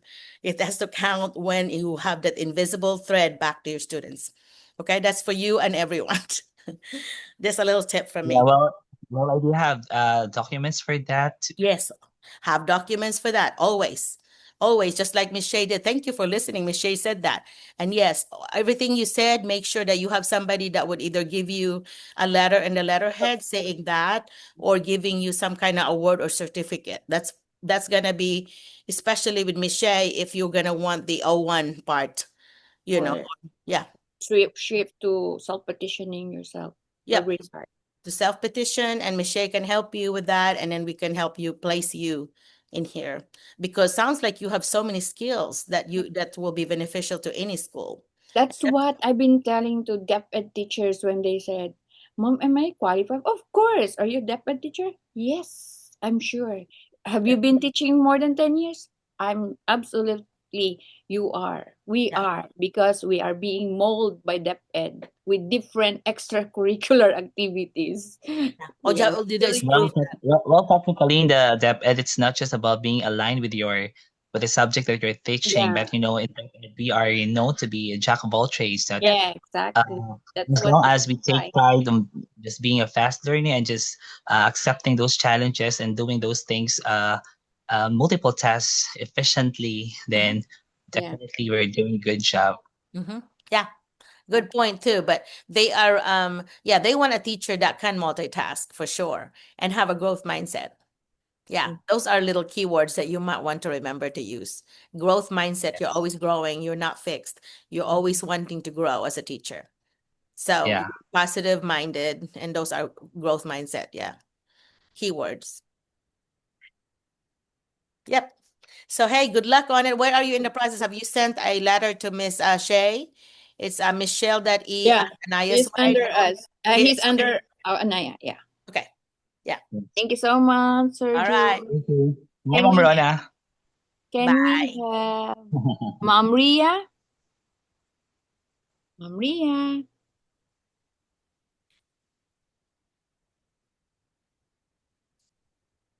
Leah. Okay, so good morning, Doc, and good Hey, morning, Ma'am Leah. Shey. Mhm. Hello. Good evening to all my colleagues here. Okay, so my name is Leah Buena Claveria. Just call me Leah. I graduated Bachelor of Elementary Education at Philippine Normal University in Manila, and I have 42 units, Master of Arts in English Language Teaching. I have 29 years teaching experience, both in private and public school.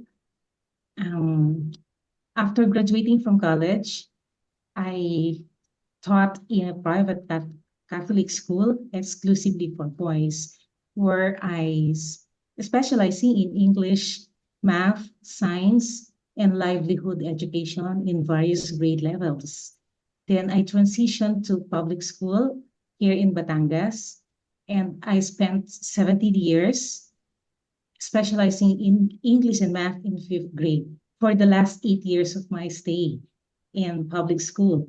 Then I resigned, um, and currently I am teaching in my alma mater,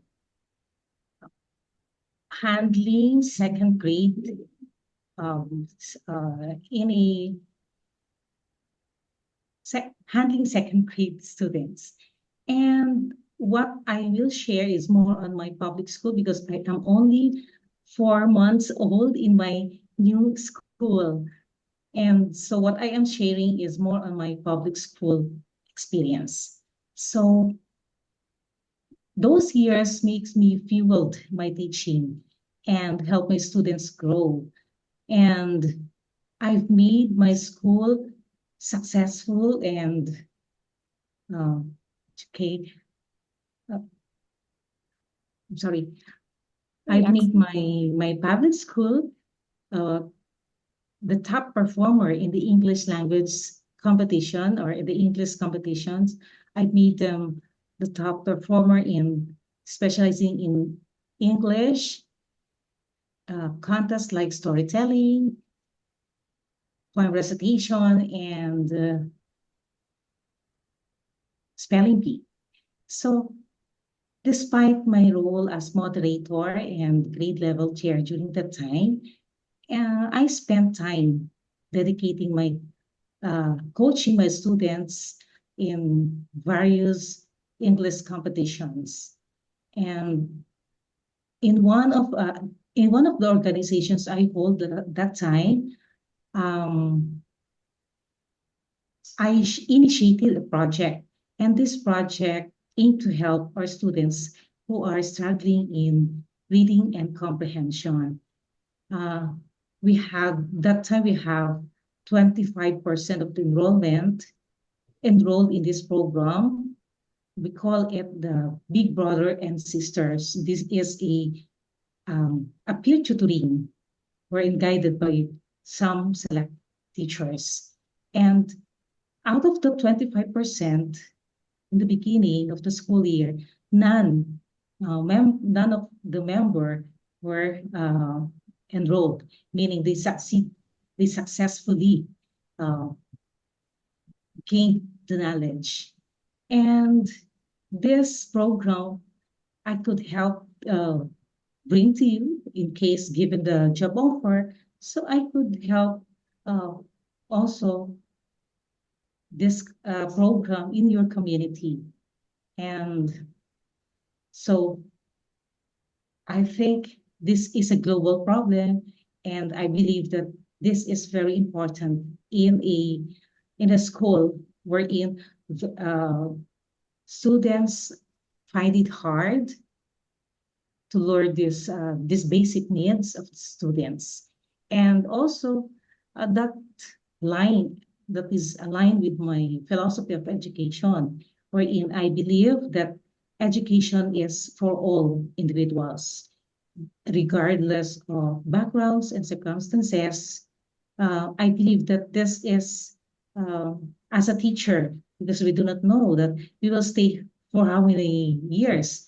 So I could uh, help my students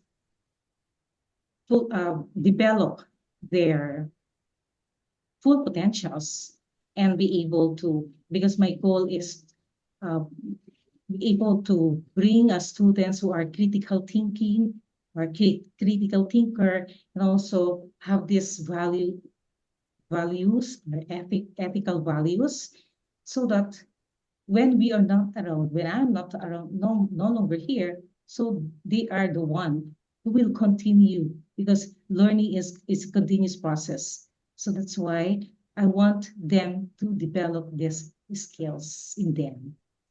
Okay, that's all. Okay. Well, first of all, thank you for the 29 years of service. That's amazing. I might, in America, there's no basis of discrimination on age and religion and all that stuff. So you don't have to say your exact, especially if you have that many, because you don't want that bias, that innate bias of people. So you can just say, I have more than 20 years of experience. You don't have to be specific, because then that gives your age away, you see. Because if you have 29 and you started at 23, so you must be in your 50s. So you are, you don't want to give that bias, I mean, they're not going to say that, but there might be some. So I would rather have you say, I have more than 20 years of experience. And I love that I could tell that you're so proud of the things that you've done. In the Philippines, you might want to say, in the Philippines, we have different competitions in English and language arts. For example, we have storytelling, we have this, we have that. You name that, because that is something that's not done in the US. As far as I know, you don't have that here. And I would be willing to start something like that, like you said earlier on your introduction too, that I would be willing to do that.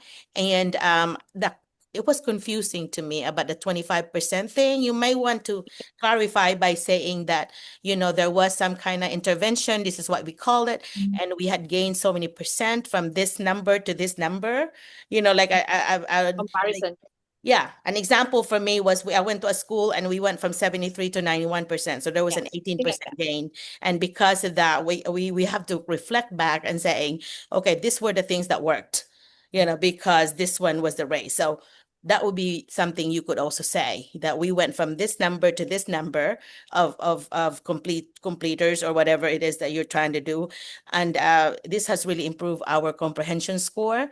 And so therefore it is something worth duplicating. So I would be glad to duplicate it once given an opportunity to get a job at your school.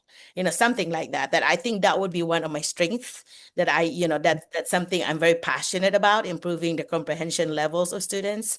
You could say something like that, but I could see though your passion. I could see that you are really big, your eyes and all that. I could really see that you're really big on that. You're passionate about it. And that Thank you. shows with the examples you made. So yeah, keep that up. You just have to make it a little more succinct and clear. Slack, like, yeah, Yes. don't be so No stiff. mental block. Yeah, Relax. And your relax, just background, relax. you Like, can, yeah, share it with your with enthusiasm. Share yeah, it with yeah. enthusiasm. Be Let them excited. engage. Let them Yeah, engage, with and you. then listen to you. That's right. Yeah. And your background, you may want to blur it. I think blurring the background is gonna Yeah. not take away, if you blur it, and that way you won't see anything that will distract them from listening to you. Because I guess as an adult ADD near 70%, I was like watching your background. I was missing some of the things. I'm like, okay. And make sure when you have your interview, you need to have a clear background, so that Plain. you can Plain. That's right. plain, and that you can put some background on it, but Yeah. not too flashy. Mm-hmm. And then make sure half of your body is being shown. Shown. Yeah. Yeah. Just like hers. Look at that's perfect example. What Shey is doing. That's how you. Perfect. And then always talk to the camera. Because To the then if camera. you're not, yeah. Yeah, and I'm bad about not talking to camera. I would Yeah, look. me too, because I have ADD. ADD. Deposit. That's Yeah. why I always have my pen and my paper, because I always forget Yeah. things. I forget. So, but really, that's kudos to you that you still want to come to the U.S. even after 29 years. Because here in Arkansas, once you put in your 28 years of experience, it doesn't matter if you are only in your 40s, you can retire. That's what I did. Okay, I actually did 25 years because you can do an early, but anyway, I had a car wreck, that's why I did. But anyway, it's I was 48 when I retired, so I already got my retirement income. So that's why it's going to be very impressive to hear, oh my gosh, somebody has them that much experience and you still want to continue to grow. So you really do have growth mindset. So that is something that I'm very proud to hear. Okay, so Thank you so much, Ma'am yeah, Leia. thank you, Miss Leia. Thank you. I hope Yeah. you will come back next Yeah. Zoom meeting we have. Every Okay. other week. Okay, we always have this every other Saturday, and we use the This is same my link. second time. Same link. Hello, Sir Yeah. Mark Den Sequeira. Hello, sir. Hi. My avid fan. Just kidding. Hello, good morning, Doc, and good morning, Mom Michelle. Yay. And to everyone, good day. So I'd like to introduce myself. Actually I just arrived like an hour ago from the Philippines. I'm currently teaching in Thailand. Oh, okay. So yes, and I just happened to like fixing my things. I just arrived like 40 minutes ago. So You went straight to sorry. I Zoom. was driving. I was But like, I really I really want to appreciate, join this. I really yeah, want to I really join this. appreciate you coming here. Thank you. Okay, so I would like to introduce myself to everyone. My name is Mark Denziquera. I am graduate in Bachelor of Arts, major in English, and I have a degree in and diploma in teaching. Sorry, diploma in teaching, and I am also 6 units away from my master's degree in special education. Now, as for my experience, I have almost 20 years of experience since 2006. And then, like after I graduated, I started teaching in private schools. I handled from high school to college students. It was a community college, so it was small, but it was like perfect for me, a fit for me, because in my place there's a lot of I'm more than with the help than the salary or what during my first years. So after 4 years in the Philippines, I shifted my career. I know, not really shifted, like just the place. So I went to Saudi Arabia and went teaching to the first Philippine school outside the Philippines, which is the International Philippine School in Jeddah, Saudi Arabia. And it's mixed. You have you have Filipinos, mostly Filipinos, but you also have Africans, Arabs, Americans, and British. So most of them have, their moms are Filipina. And then after that, I also went from east to the western region to eastern region, the second Philippine school outside the Philippines. So it was 7 years in Saudi Arabia. And during those years, during my tenure, I I have handled like subjects like health, physical education, and mostly English. But I also handled some extracurricular. I am the commandant for how do you call this citizenship advancement training, which is a military training, and then I also was once the coordinator for the Western region for sports. So we held our first ever athletic meet for all the Philippine schools in Saudi Arabia. So I was there. I was the head of the Western region in my school. I was the because I was the sports coordinator and the level coordinator. I had so many jobs there, and they give me a lot of work. It is because my most of my colleagues are old teachers. Not really old, like their energy. I was young, like I was 25. I was 25 back then, so I was putting all my energy in my career. I mean, in my school. So some of my colleagues, they were just there to support me, and then I did. I'll just mention again. So I was a sports coordinator, a level coordinator for grade 8. I was also the events organizer. I also, involved students in actual trainings, ma'am. Like, let's say, for example, uh, CPR. So CPR can be taught by teachers, but for me, I involved my group outside. I have group. I mean, friends, group of friends from hospitals. So they were the ones performing the all the CPR and other emergency services that they need to know before. So that they will have knowledge for it. And then I was also the uh, after that again. Sorry, I had some. I just got off from flu. my Good. my voice is still not there. I'm still recovering. Okay, so I had a lot of jobs there, ma'am, and or one of my favorites is building up an event for English because I was an English major and I was focusing on English. I have English festivals. I do this. So you mentioned a while ago about events in school that has something to do with English. I am doing like extemporaneous declamation, all of it, like storytelling. And up until now in Thailand, I'm also one of the trainers here in Thailand. So I have certificates for it. I can show it to you for the past 8 years here, also in Thailand. I've been doing this for the students.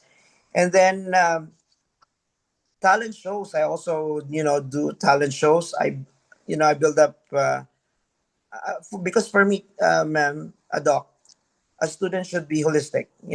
Everything should be there. Mm-hmm. Not only the mind, not only the academics. It should be more on everything. The whole child, Yes, that's right. everything, all out. Now after 7 years there, I jumped from the Middle East to the Southeast, Oh, Thailand. So I came here in Thailand 2017, and it was really a totally different world in Thailand because Thailand has more of they're more respectful. It's different. Like the kids are so like like high praise with the teachers. Yes, here teacher, they look at you as a very important person for them, especially the parents. So they have high respect. So we celebrate that day here. it's So a in here, cultural thing. Yeah. Yeah, it's a cultural yeah, thing. Yeah. Mm-hmm. cultural thing. Mm-hmm. And then in here, since 2000, I am in one school for 7 years, and I'm also teaching same things. I mean, same subjects like English, health, and physical education. I can teach.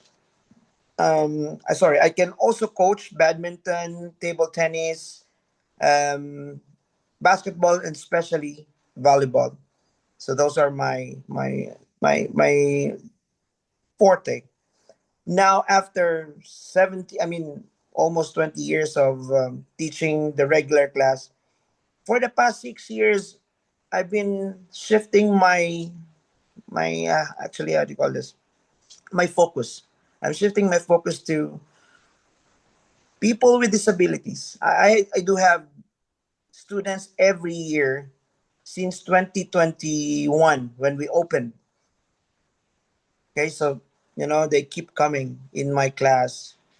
Now some teachers, they don't really know how to handle it, but what I did is I studied the master's degree in special education, and I also finished my um, applied behavior analysis schooling, so that I would understand, and I would maybe in a month or two I'd take my uh, exam for registered behavioral therapist. I'd like, I shifted my focus to an inclusive classroom. I mean, to special students because of my kid. I have a kid. Yeah. Hey, Yeah, he's also let special. me cut your mark. you need to be aware of your time because it's gonna be 2 to 3 sorry. minutes.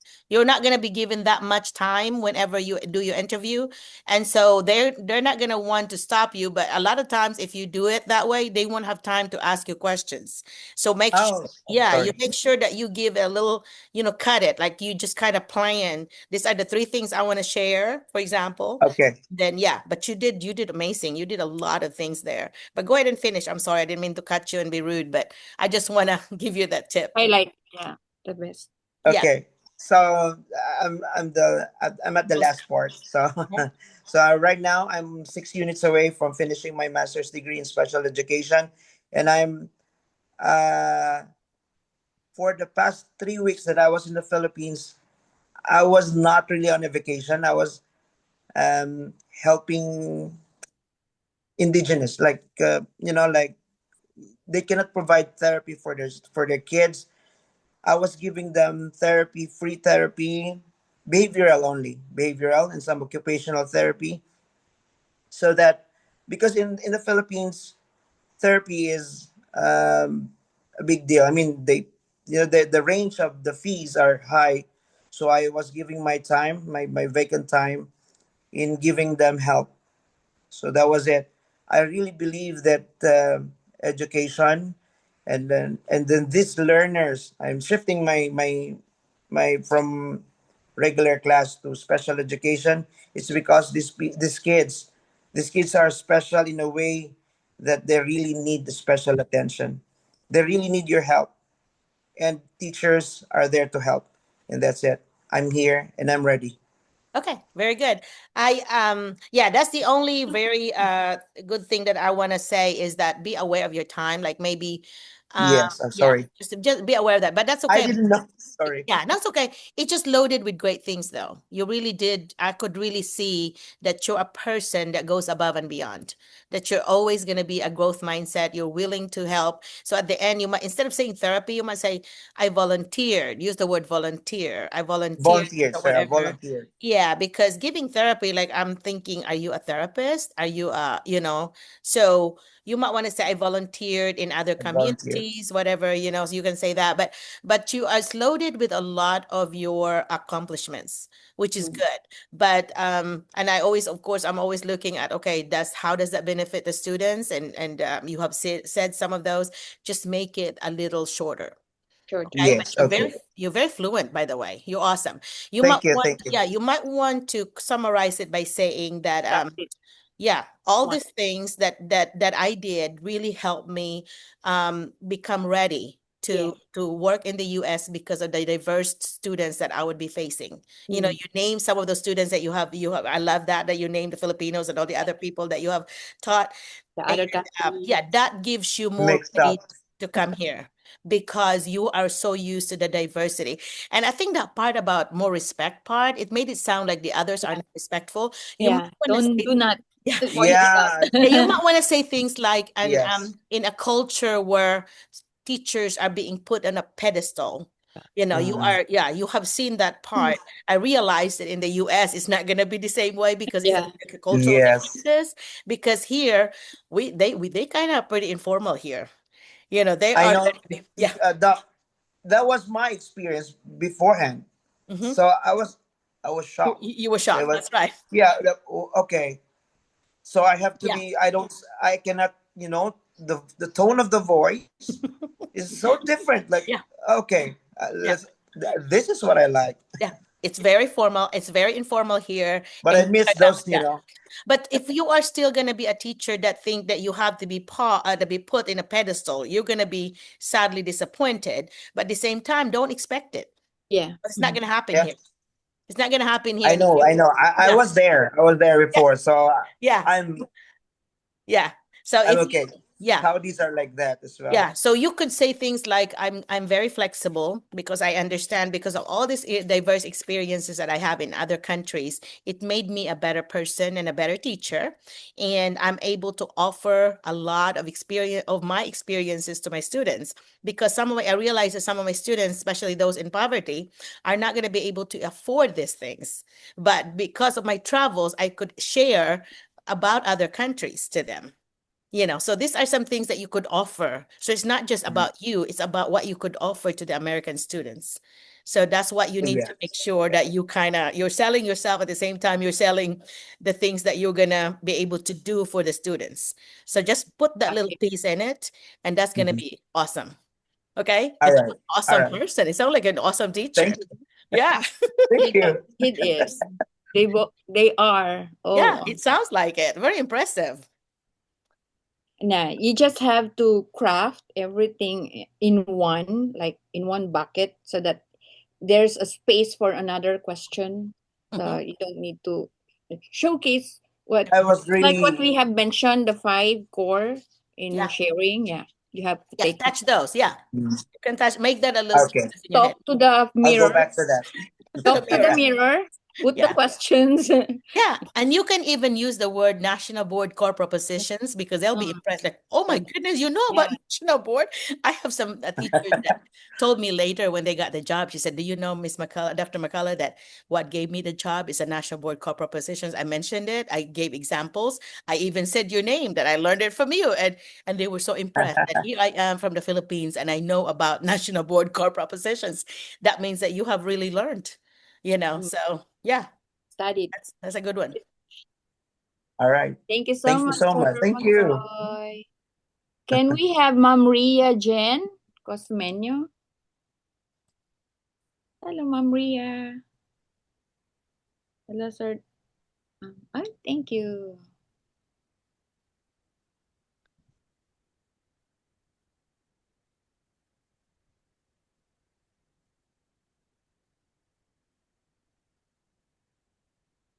I guess that we will just make this the complete thing. We can just cut it apart later instead of coming in and out, Shay. Right? Ria, Yeah. are you ready, or can we have Ma'am Terence instead? Miss Irish, Miss Ria is looking like she's ready. are you ready, Ma'am? We can. Hello, good morning. Yes, Yeah. yes. Okay, good morning. Good Terrence and morning, then Ria girls. again. Okay. Sorry. Good morning, Doc Margina. Good morning, Ma'am Shey. So I am Terence Irish B. Serot, a science teacher from the Philippines, and I earned my Bachelor of Secondary Education, major in Physical Science, way back in 2019. And I also finished my academic requirements for my Master of Arts in Science Education with a specialization in Integrated Science. And currently, I am affiliated with Rizal High School, where I teach senior high school students in science. And also, I am teaching capstone project, or what we call as the science investigatory project, where we will have a competition on November 6 to 8, since we won the Division Science and Technology Fair for research in robotics category. So we were going to represent Pasig City for the upcoming Regional Science and Technology Fair. So as a teacher, I I make sure that before I leave the four corners of the classroom, I make sure that the students learn from me, whether that learning is in content, whether that learning is behavioral, or whether that learning is a life advice. So that's my main goal in my teaching career, because I idolized someone that was the philosophy in teaching. And in applying this visa, I am excited to share the Filipino values, the Filipino teaching values, and what I can gain from the American education that I can bring back after the program, that I can bring back and share to the Filipino students. So that would be all. Thank you so much. Perfect. I love that. Very good. Yes. Um, All okay. the essentials were there. Yeah, I That's love why. it. Look, lots of pieces, short and sweet. Yeah, and very, Thank yeah. you. Yeah, Thank you so Impactful. much. Oh, one of the models that you should use is yours. Yeah. You're confident, you're fluent, Thank you. and you are in a field where it's very we have a shortage in science, high school science. I get a lot of calls from my administrator friends about, Marlena, do you have some science teachers? You have some math teachers. So yeah, science teachers. And you have a question for us before I would comment? Do you have a question real quick? Since I'll be in, fortunately, if God permits, if I will be in the US, what will be my contribution in terms of, you know, making sure that I can give the the expectations of the principal to the students. Is there any like seminars? Are there any like trainings for us to be adopted in terms of uh like adapting the regarding the education in So the America? orientation. Yeah. I guess you're asking about orientation. Yeah. Yes. So you can say that. You can say, do you have any orientation for new teachers, especially international teachers like myself? Yeah, you can say Okay. that. Yeah, PD or Okay. professional development. Yeah, you can say that. Okay. In Arkansas, let me answer the ones about Arkansas. In Arkansas, we have a portal called Arkansas Ideas, and that's where they would refer you to get. We have required trainings every year, and they would ask you to take so many, like, for example, for the science of reading is one of the requirements, and Arkansas history for the, like, I don't know, science teachers may not have to do that, but I know the other ones have to do the Arkansas history is one of the things that they want you to do. Oh, But yeah, they will tell you that, and so that's a good question to ask. Okay, and in science, be ready to have we have about an experiment at least once a week. So be okay. gathering some things that you could use, because they're gonna be having questions about hands-on demonstration, hands-on things like maybe some online virtual demonstration that you could do. Are you familiar with any of those Yeah. online? Yes. You could mention those. Yes, I am currently using pet simulations since Yes, it can be used. And also, I've tried Lobster, very good. but since we don't have enough budget for the subscription of Lobster, I just use it for just 2 months. But I enjoyed, virtual laboratories where Mhm. I myself, as a teacher, learned from there. Good. I want you to include that in your introduction. As a science Okay. teacher, I want Yeah. you to include that, because that is something that we always ask our science teachers when they apply. How much do they know about experimentation, demonstration, and so on? Because we Okay. want you to teach in the hands-on way, and that's actually required in Arkansas, at least once a week experiment. It's or Okay. demonstration, okay? And if you are wanting to be in Arkansas, you need to be thinking about taking your TOEFL ahead of time. Okay. TOEFL, Teachers of English Okay. as a Foreign Language. You go to ets.org. I'm going to type it here, ets.org. And ETS. then, yeah, I and think then we when shared it already to shared it them. already. Yeah. Yeah, Yes. And email. We so, emailed the because link. some of them are not hiring unless you have your TOEFL passed. Okay, Okay. do that. And then another thing you need to do is always go to whatever state you're doing. For example, in Arkansas, go to Arkansas Department of Education and go under curriculum and go to the standards. That way you can already print or download the standards for your area. And I do have that. I'm gonna send some links to you. Shay, if you remind me. Yeah, I do have that in a checklist form. I have checklist form. all the science, all the core in a checklist form. So all you have to do is, yeah. So I made that We in. will share it to them. We'll share I'll it to them. I'll share it with you, and in that way you will be familiar with the standards, because they could be asking you standard specific questions to show that Okay. you know the standards of the US, and so you could name the 5 E's, for example, for science Okay. teachers. Yeah, mention the 5 E's, or yeah, you did mention investigation, which was good. Okay. Yeah. So, That's what I wanna add. Since you mentioned about your robotic thing, oh, you're good at it. congratulations on that. Yeah. Make sure before you had your interview, research about that school and Mm-hmm. try Okay. to look for the weakness their weakness, then inject whatever your strength. That's right. Okay, It noted. will Yeah. make an impact to your That's interview. right. Because you would say things like, I noticed that I didn't see any robotics on your, Yeah, anything you about can robotics suggest in your that. website. And I wonder if you do. That could be a question at the end. I wonder if you have any robotics because Yeah. I'm big into that. In fact, my students, won this competition and I would love to bring it to your school if you hire me. It's kind of an extra, Okay. I'll, extra I'll take note on that. I'll take yeah, note on Yeah. that. an extra Thank you carrot that so you much. could dangle. That's right, extra Yeah. carrot. Okay. Like hire me because I have this, and that's a very Okay. very big plus. Okay, Thank you so because yeah, much. because that means that we want you to be a coach for our robotics team. they they're gonna think that way. Yeah. So yeah, that's a Okay. good one. So you should do well on your interview. Okay. So Yeah. any question they ask Just you, a short polish, small polishing. yeah, but any question that they ask you, do not be shy to say, I Yeah. don't have the information right now, but I know Okay. that I could always ask Dr. McCullough or whoever, I could always refer back to the standards. You could always say a resource. Do not say, I don't know. Say, I don't know, but I know some resources I could go to. Okay, because you are not expected to know everything about the US schools, okay, because you have not been here, but you have resources that you could go to, and feel free to name me. A lot of times if you're in Arkansas, they'll know me anyway. But anyway, yeah, or somebody or some website that you are familiar with. Yeah. And So if Okay. you Thank you have so much. something to share, that yeah. resources that you can refer, Mhm. and then share it to them. Yeah.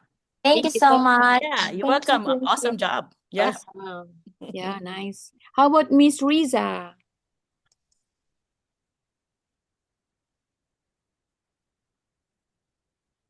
Hi there. Hi, Ma'am Well, Riza. hi. I love Hi. it. Like, yeah, Good that's good. morning. Yeah. Good background. Okay. Thank you. I blurred it. Yeah. It's okay. Okay. So, my name is Riza Joy Pradiga. I am from Iloilo, from the Philippines. I graduated at the West Visayas State University, Bachelor of Secondary Education, major in Social Studies. Last 2008, I had my Master of Education, still major in Social Studies at the University of the Philippines, Visayas. I graduated last 2016, and I had my teaching experience at Sun Yat-sen High School for 3 years, Assumption Iloilo for 1 year, and right now I am affiliated at Pavia National High School, and I am teaching under the senior high school department, grades 11 and 12, teaching the humanities and social sciences subject, personal development, disciplines and ideas in social sciences, Philippine politics and governance, and I also had been teaching practical research one, then practical research two, and I am so excited to apply in the U.S. and be able to experience a different culture, especially the American educational culture there. And I believe that teaching a student is my passion. And also, uh, I am I am a teacher that advocates for the learning of history, not only by memorizing it, but also understanding it. And based on my experience as a teacher, both in the public and private school, I I do actually apply the different teaching strategies and pedagogies. So I believe in the holistic uh, development of students, and also um, I will be able to share my strong Filipino culture in the U.S. I'm so excited to impart that and be able to experience a new educational environment. That's all. Okay. Risa, do you have a question for us, Risa? Um, so like since I am major in social studies, this major is also very in demand in the US? You name some things that could be like a common thing on social studies would be like the personal growth, for example, or psychology. If you have taught psychology, I see a lot of psychology classes being taught in high school. One thing you need to beef up on will be US history. US and world history would be taught in both in any level, I mean the higher level. So you need to be familiar with those. You said although, and avoid saying a bunch of things about the Philippine history because that's not going to work here. Oh, So that don't even, I mean, okay. you say some Philippine history, but I realize that it is another country. But I Yeah. have studied a lot about the US history, the world wars or whatever, and then the world histories and so on. That I'm very familiar with them because I'm a big history buff. You could say something like that because that's what their concern will be. Like, okay, we're hiring somebody that studied the Philippine history, and that what does she know about the US history and the world history? So you need to mention those things, like what have you done to study and be ready for the content here. So you could start with going to the Department of Education, getting downloading the standards for social studies. Okay. And then seeing the Okay. area that you want, which will be the high school, 7, 12, curriculum. Mm, And then you could see what are being addressed there because it's very specific. In your area, it's very specific on the topics that will be covered.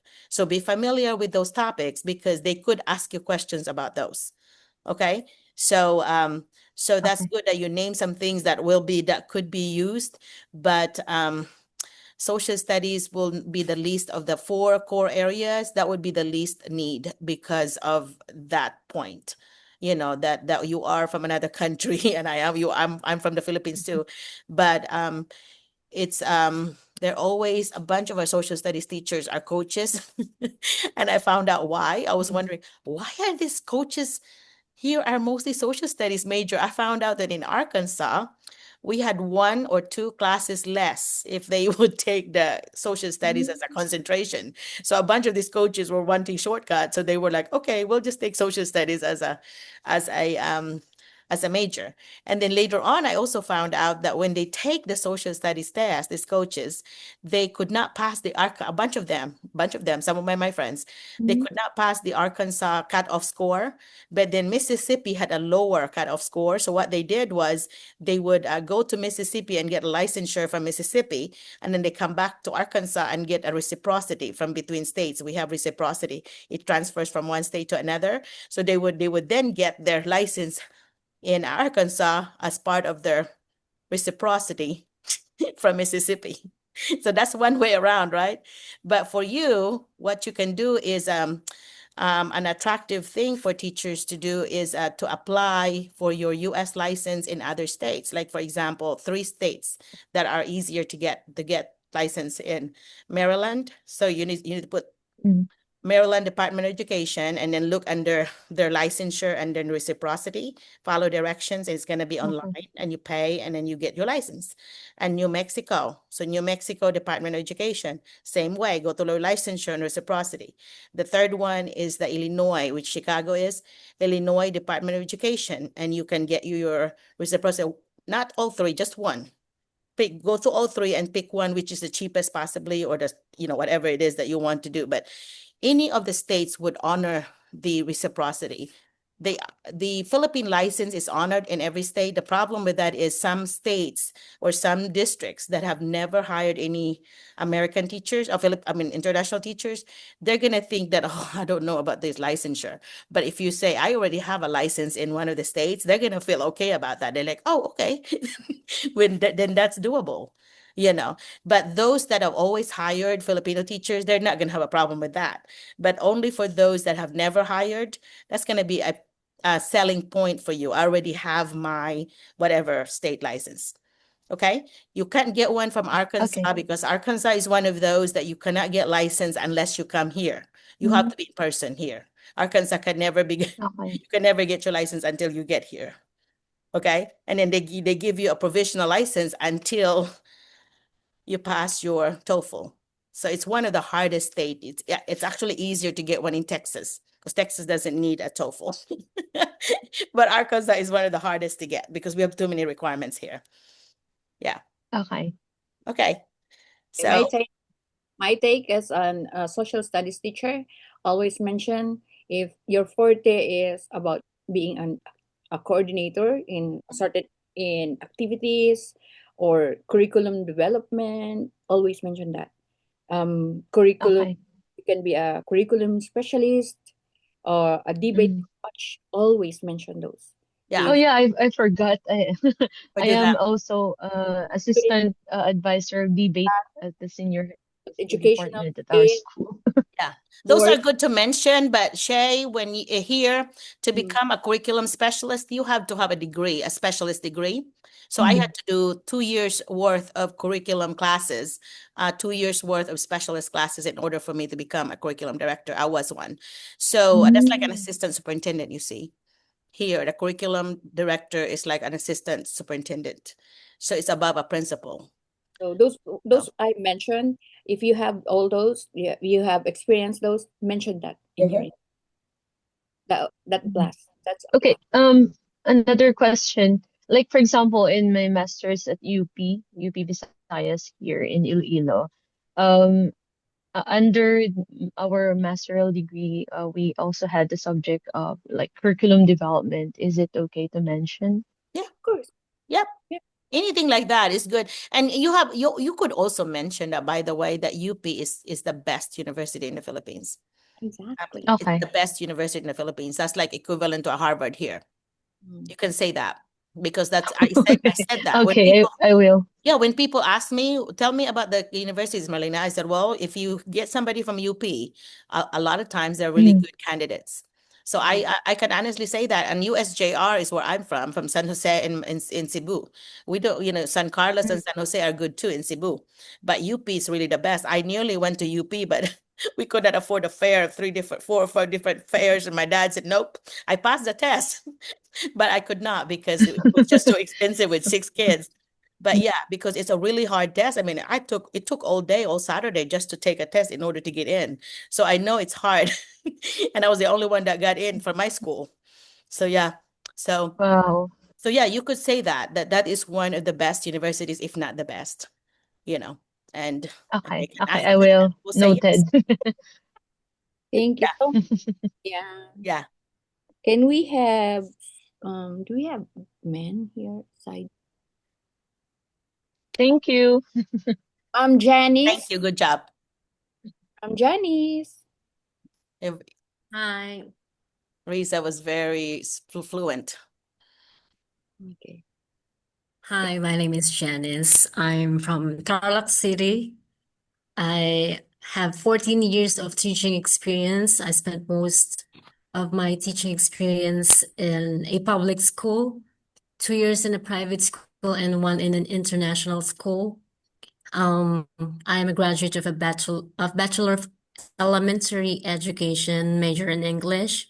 I also hold a master's degree in reading, language, and literature. In my current role, I also handle intervention programs for struggling learners, providing targeted support to help them build confidence and achieve academic support. Beyond classroom, I am passionate about music.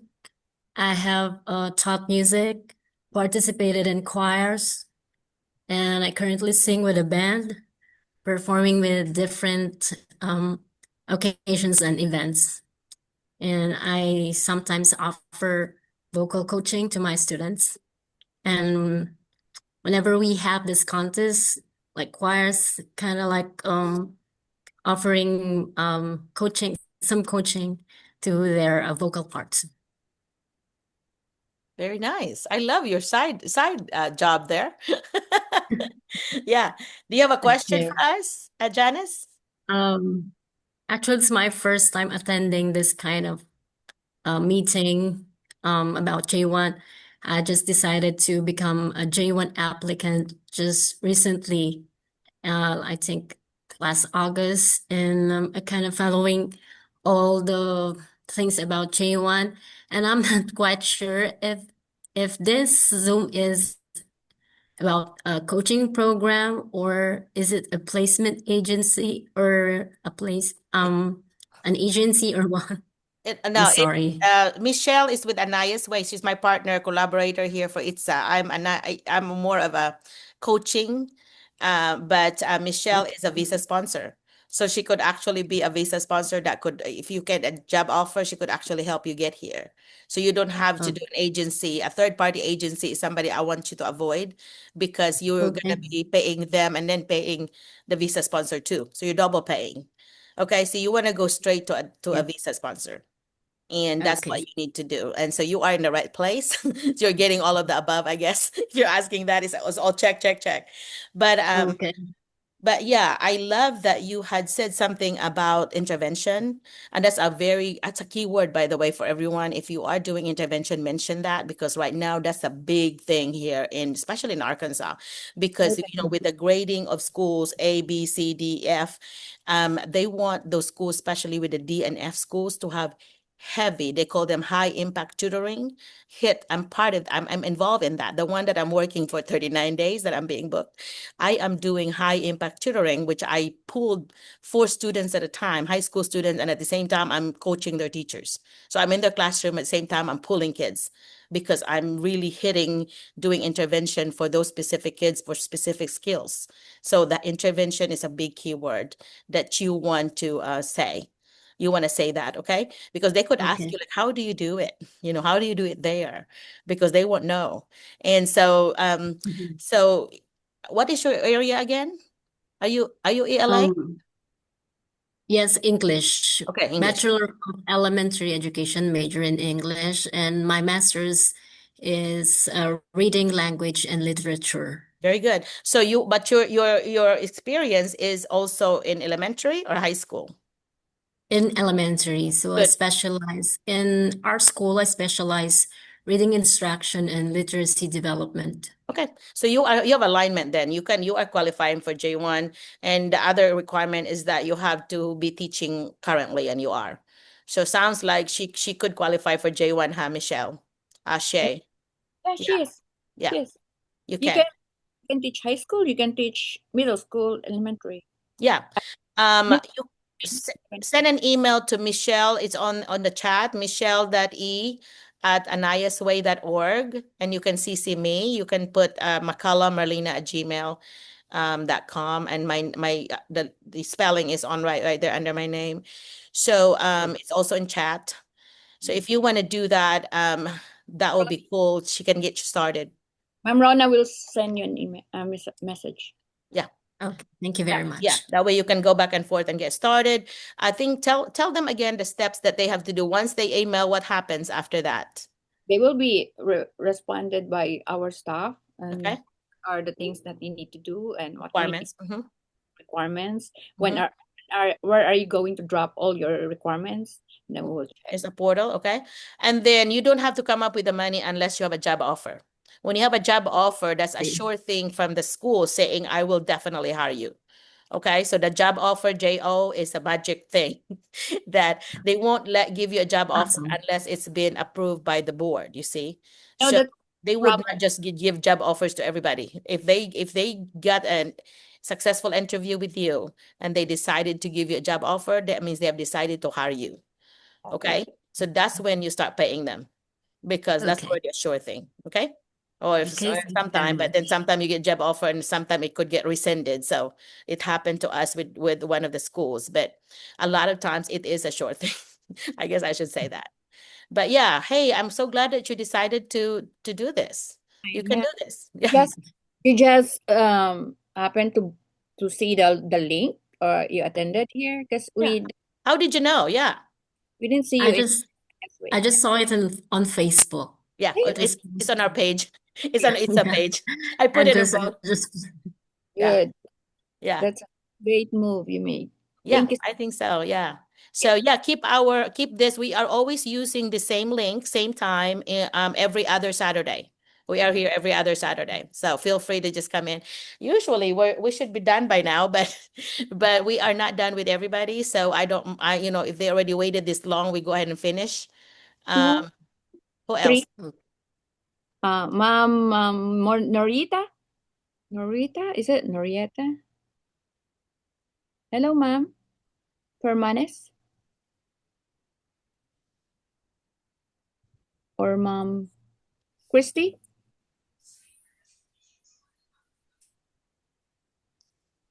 Where is she? Shay, we're not doing a separate one. We'll just use this one, right? Yeah. Yes. Okay. Hello. Can you hear me, ma'am? Yes. Oh, there she is. Okay. Yeah. Hello. Christy. Yeah. I Hi. like So, vibrant color. Yay, I yeah. love your yellow outfit there. Yeah. Okay, so hello, my name is Christy Sumalpong. I am a passionate educator from the Philippines. So I hold a dual bachelor's degree in elementary education and also in secondary education major in English. And I am currently teaching kindergarten and grade 1. And I have been teaching for almost 11 years. And through those years I've been learned every children has a unique potential. And also my goal is not just to inspire students to be confident and love for learning, of course. And my teaching style is interactive and creative. And I love using like stories, especially I'm teaching in kindergarten, young learners. So, and it should be I should be practice more on my technology and connect into real life scenarios and make my lesson more engaging and meaningful. And I want my students to enjoy learning while also developing their curiosity and confidence. And one of my experience that really shaped me as a teacher was I was teaching as a volunteer teacher and teacher aide in very remote areas, teaching the native childrens where there's no electricity and very limited resources, the materials. It was very challenging for me, but it taught me to be resourceful and be flexible and focus on building strong connections with the students. And also, just recently, I am very proud to say the moment that I saw this very shy student and finally deliver his full presentation in front of the classmates. And that moment really reminded me that teaching isn't just about academics, it's about helping students believe in themselves, be confident, because I love seeing my students grow both in knowledge and also in character. And I am excited to bring this dedication, this creativity, and also my heart of teaching into a new environment where I can share and I can also learn, share my culture, and make a positive difference one student at a time. Because I do believe you cannot reach minds until you can reach their hearts. Gosh, you're That's all. awesome, girl. You did awesome, girl. That is, I love the excitement. You are the I love model of excitement. Love that part. Keep that pacing, up. yeah, the pacing and the stress. Yes, love it. Love it. Love it. Love it. Love it. Yeah. You did awesome. Yeah. When you do an interview like that, I would say check, check, check, check, check. Good job. Exactly. Yeah. One Thank little you. one little correction is make sure you don't say Yes. children. You don't say children. Don't put an S on Mm-hmm. children. Yeah. Oh, That yeah. Sorry. that's my literacy that's a literacy specialist in me. I have to Uh, match up. But I understand. I Okay. realized that English is not your native tongue. You know, I've been in the US 39 Oh, years, yeah. so very much natural for Oh, me. But I remember that when you are very fast talking, we're not going to be worried about yeah. rules, right? Yeah. So you Yes. might want to slow down a little bit, make sure that you know your Okay. verbs and your subject are matching sometimes because that is a very Yeah. one thing that we will have mistakes when we are talking fast and Oh, very, yeah. very excitable like me and Shay. And that's a good thing. Yeah. That's a very positive thing. And that's exactly what we've been telling the other folks that be Love like you. how she showed Be like you, Christy. Thank up. I like it you how so she much for that comment, ma'am. I do Yeah. appreciate it. Yeah, I showed could tell your passion everything. is teaching. I could tell I love that you gave an example of a specific student and Yes, how that Yeah. student got impacted by you and how proud you are of that student. That's exactly the kind of things you say. Those are teaching the kind, yeah. celebration. I like it. Yeah. The Thank you. specific example of a success you did about student because you made a change Yeah. of that student. Those are some things that you Mm-hmm. include. Okay. Yes, I am so proud of that girl because she doesn't talk. I mean, she doesn't and speak any word. But when I give him this the motivation, she tried her best, and then I really amazed that day that she spoke in the front of class and Very good. share her Yeah, you full got her out of potential. the And Yep, you got her out yes, of her shell, and that takes magic from a teacher like you. So yes. So that I is am so amazing. Yeah, proud of that. So that's good, and yes, it's obviously seen in your face. You talk to your face, say, face shows my thank excitement, you, and You that thank you know, is so good. much. my pen. I was taking notes. I dropped my pen because I was engaged. That's a Exactly. good thing. That's exactly what we need to get from our interviewer. Their Mhm. attention. Yeah, Uh-huh. their attention.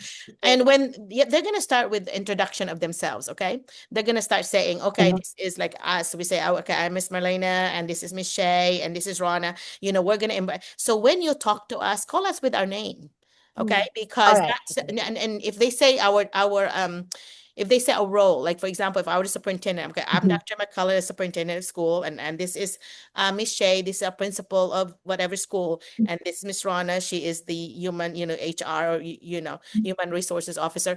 Put down the role. That way, when they ask you questions, your answer need to be tailored to the role. So if a superintendent is asking you, your answer need to be district-wide thinking. If a Okay. All principal right. is asking you, she's thinking of school-wide things. Okay. And Okay. HR is asking you, Noted. that HR person, that human resource person is worried about if you qualify for the job. So you have Okay. to know the role of these folks so that you will know, why they're asking that. So yeah, that's very important to do that. And it's also going to Thank go you. it's also going to impress them that you are paying attention to details, that you actually Uh-huh. wrote their names down, and you actually Okay. called them with their names, Okay. and you already know the role there, as a superintendent, Mhm. and so you're paying attention, and that goes a All long, right. long way. Yep. All right. Thank you for Opportunity. that, ma'am. Yeah. I Okay. appreciate it. Doc Yes. Just Marlena, good morning. Hello. There's Aris there. just a small Yes, thing, and try to steady your camera next time. Mhm. Okay. Ready. Yeah, because your camera was kind of like off a little, Sam, and yeah, especially if you move too much, it's look like they're gonna get dizzy. So yeah, Yes, yeah, listen, so Yes. try to good one. Yeah. Okay. All right, Thank you good one. so Thank you so much. much. Yeah, good job. Christy. Thank you. Yeah. So Aris is on.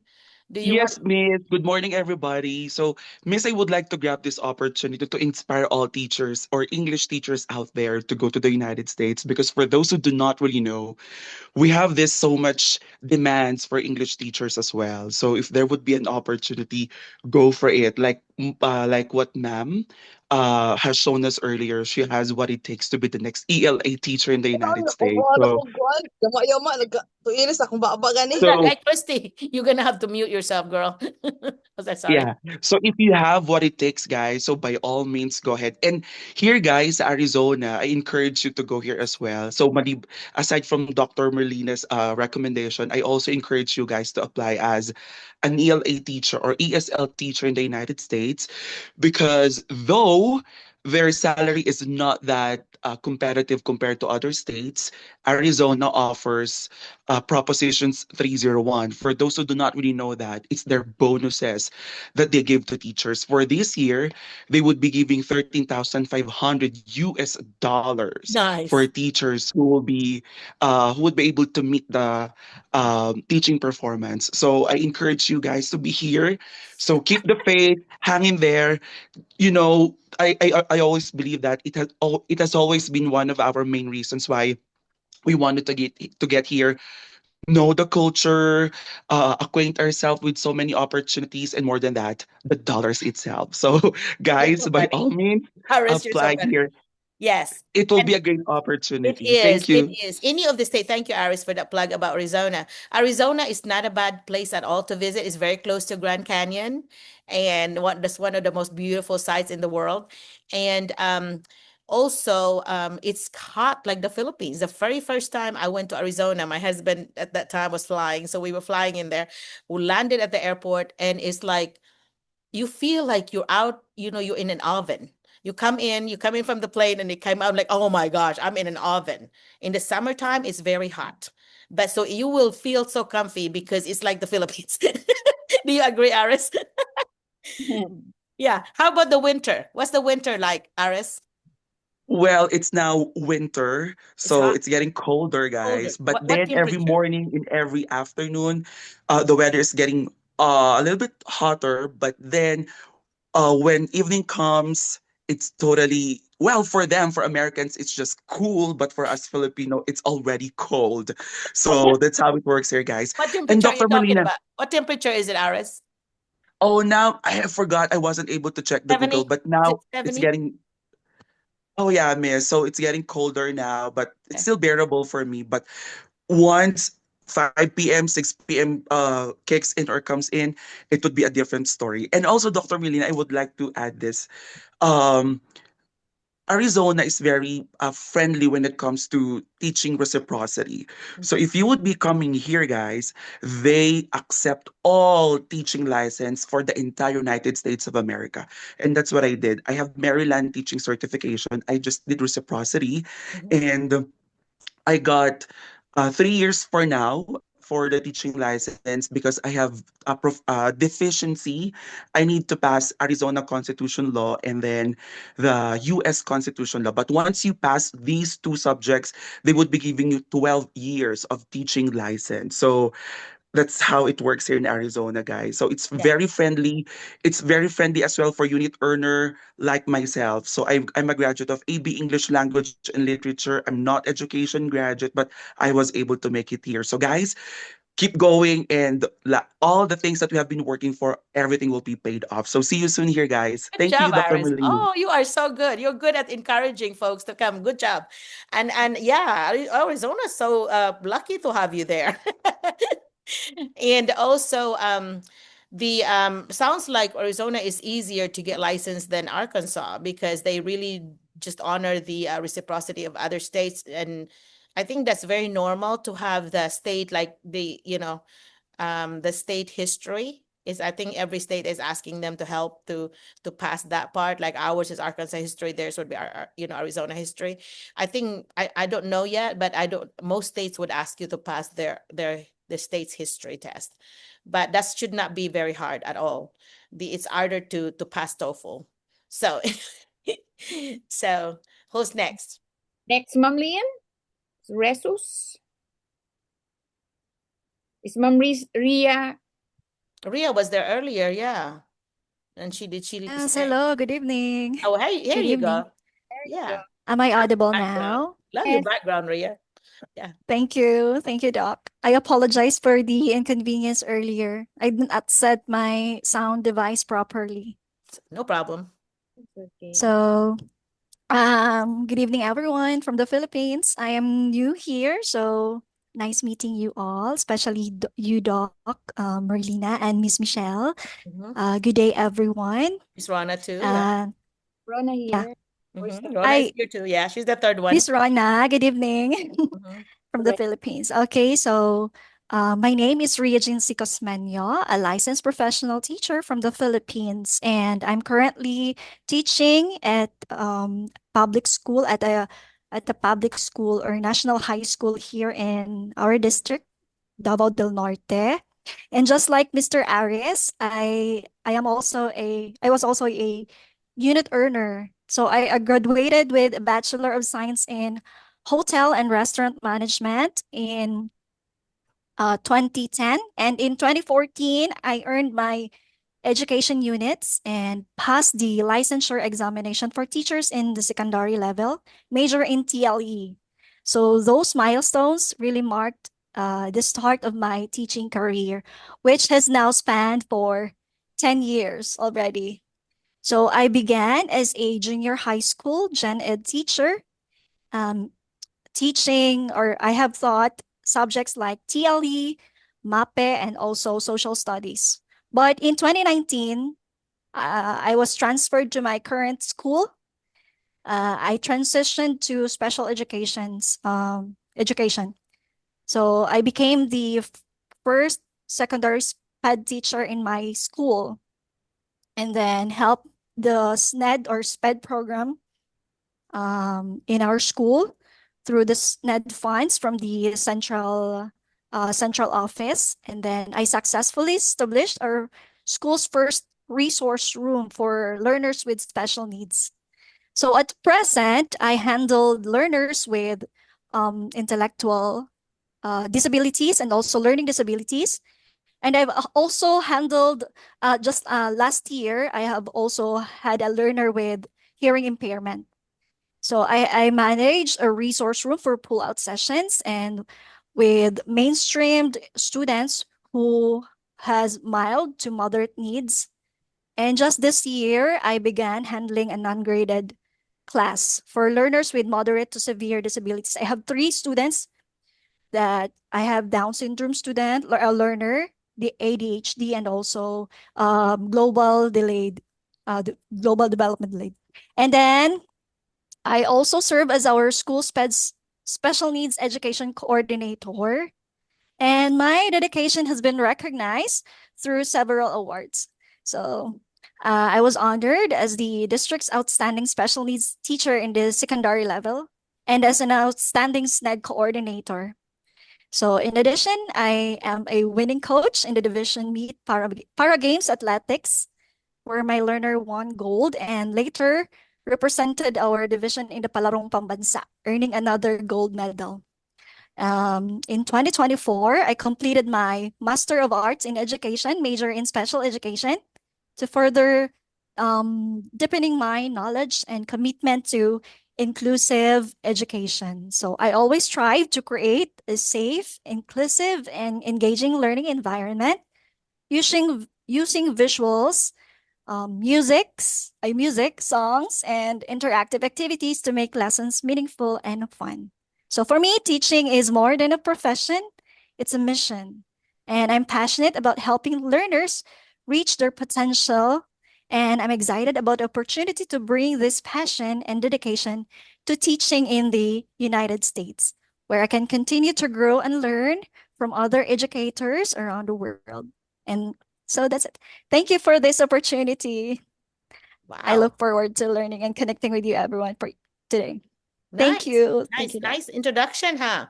Hey, nice introduction. I love that you mentioned about the way that you had shaped your special ed program. That's very unique opportunity, and you did it. Sounds like you're successful at it, and that is something you should always showcase because that shows your leadership, that shows your knowledge of special ed. And did you say you have your master's in special ed? Yes, I have Yes. graduated last year, just Yes, last year. yes. So that's very good. I think you're very good candidate. She should be able to find a job quickly, right, Shay? So And I also have already my FCE, Doc. good, good. Get it. That's your key. FCE, your foreign credential evaluation.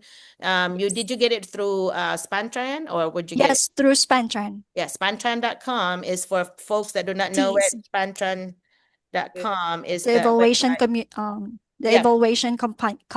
Spartan, no, Spantran. Spantran. Brand.com. Yeah. So ignore the first one. But also I put on chat the ideas.org. That's the Disabilities Act, for special ed here, Individual Disabilities Act of Special Ed. So you need to make sure everyone, if you're special ed, I posted the website. It's from the US Department of Education about ideas, IDEAS. So if you just Google ideas and special ed, most of the questions for special ed folks are going to come from that. They're going to ask you, do you know how to identify? Do you know how to place students? How does, like IEP, do you know how to do that? Do you know, so you can look at samples of IEP if you want to know, just put samples, IEP samples, and you could see the examples of what's there. And then, of course, you're going to make sure that it's a collaborative thing. You got your parents involved. You have all, just like I'm sure in the Philippines, right? You have your parents involved. You have your Yeah. administrators involved. That the all these stakeholders, including the guidance counselor. I Yes, Doc. yeah, when I was assistant principal, I used to be that's one of my jobs was to attend those meetings. So I know. So they have those times when they have to come and everybody had to sign it and all that. So you can say things if you notice that website. you need to compare it with how it's done in the Philippines. So that way you can say, this is similar to what we do in the Philippines, or this is different because there, this is what you do, and in the Philippines, this is what we do. That way, it shows that you have knowledge of how the special ed works in the US.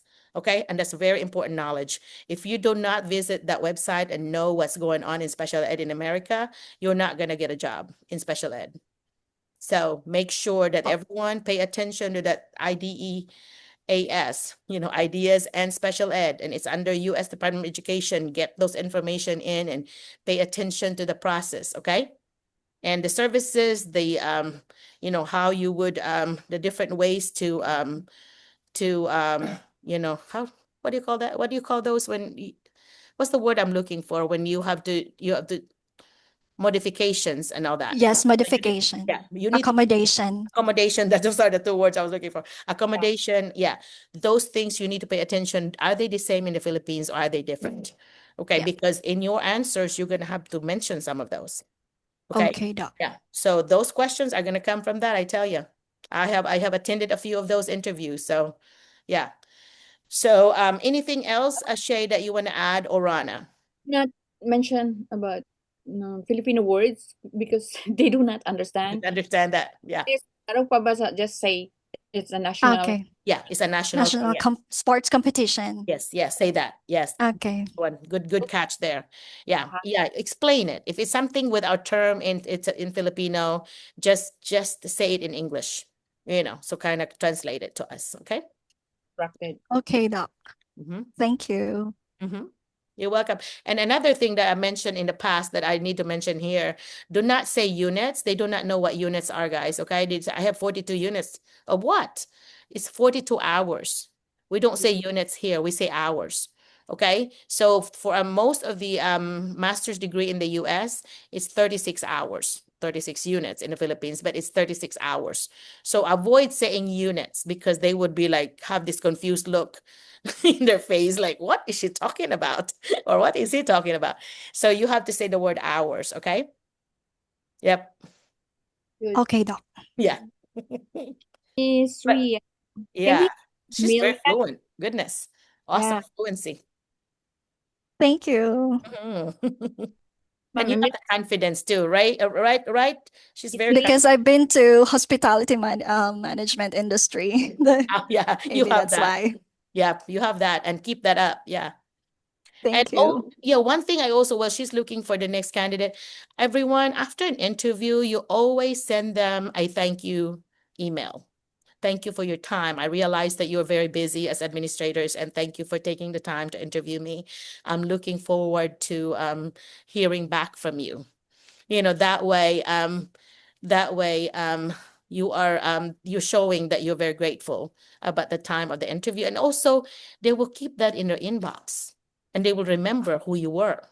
Okay. So, and at least that's what I did. When I was administrator and somebody would thank me, I'm like, okay, this is a good one. This is a good sign. This person is a person that has a, good mindset, a very grateful heart, and a positive person, So that's not gonna hurt you to send a thank you note after your interview. Okay. Ma'am Vivian, are you here? Thank you, Miss Ria. Thank you so much. Thank you. Where is she? Hello, ma'am. We cannot hear you. We cannot hear you. You're mute. You're on mute. Okay. Yeah, that's it. Can you hear me now? Yeah, we can hear you now. Once again, it's my pleasure to have me, Dr. Marlena, and Ma'am Michelle. It And was my first time, since I'm excited to see you when I received the message or the email from Dr. Marlena that you are one of the guests in this meeting. She's the So special good guest. day, Yeah. everyone. Yes, ma'am. Specialist. Good day, everyone. Thank you for this chance to introduce myself to you for the second time. As far as I'm concerned, the first one is Zoom meeting number 90 or 91, if I'm not mistaken. Anyways, My name is Vivian Camson, and I'm excited to apply in one of the teaching position in elementary in the USA.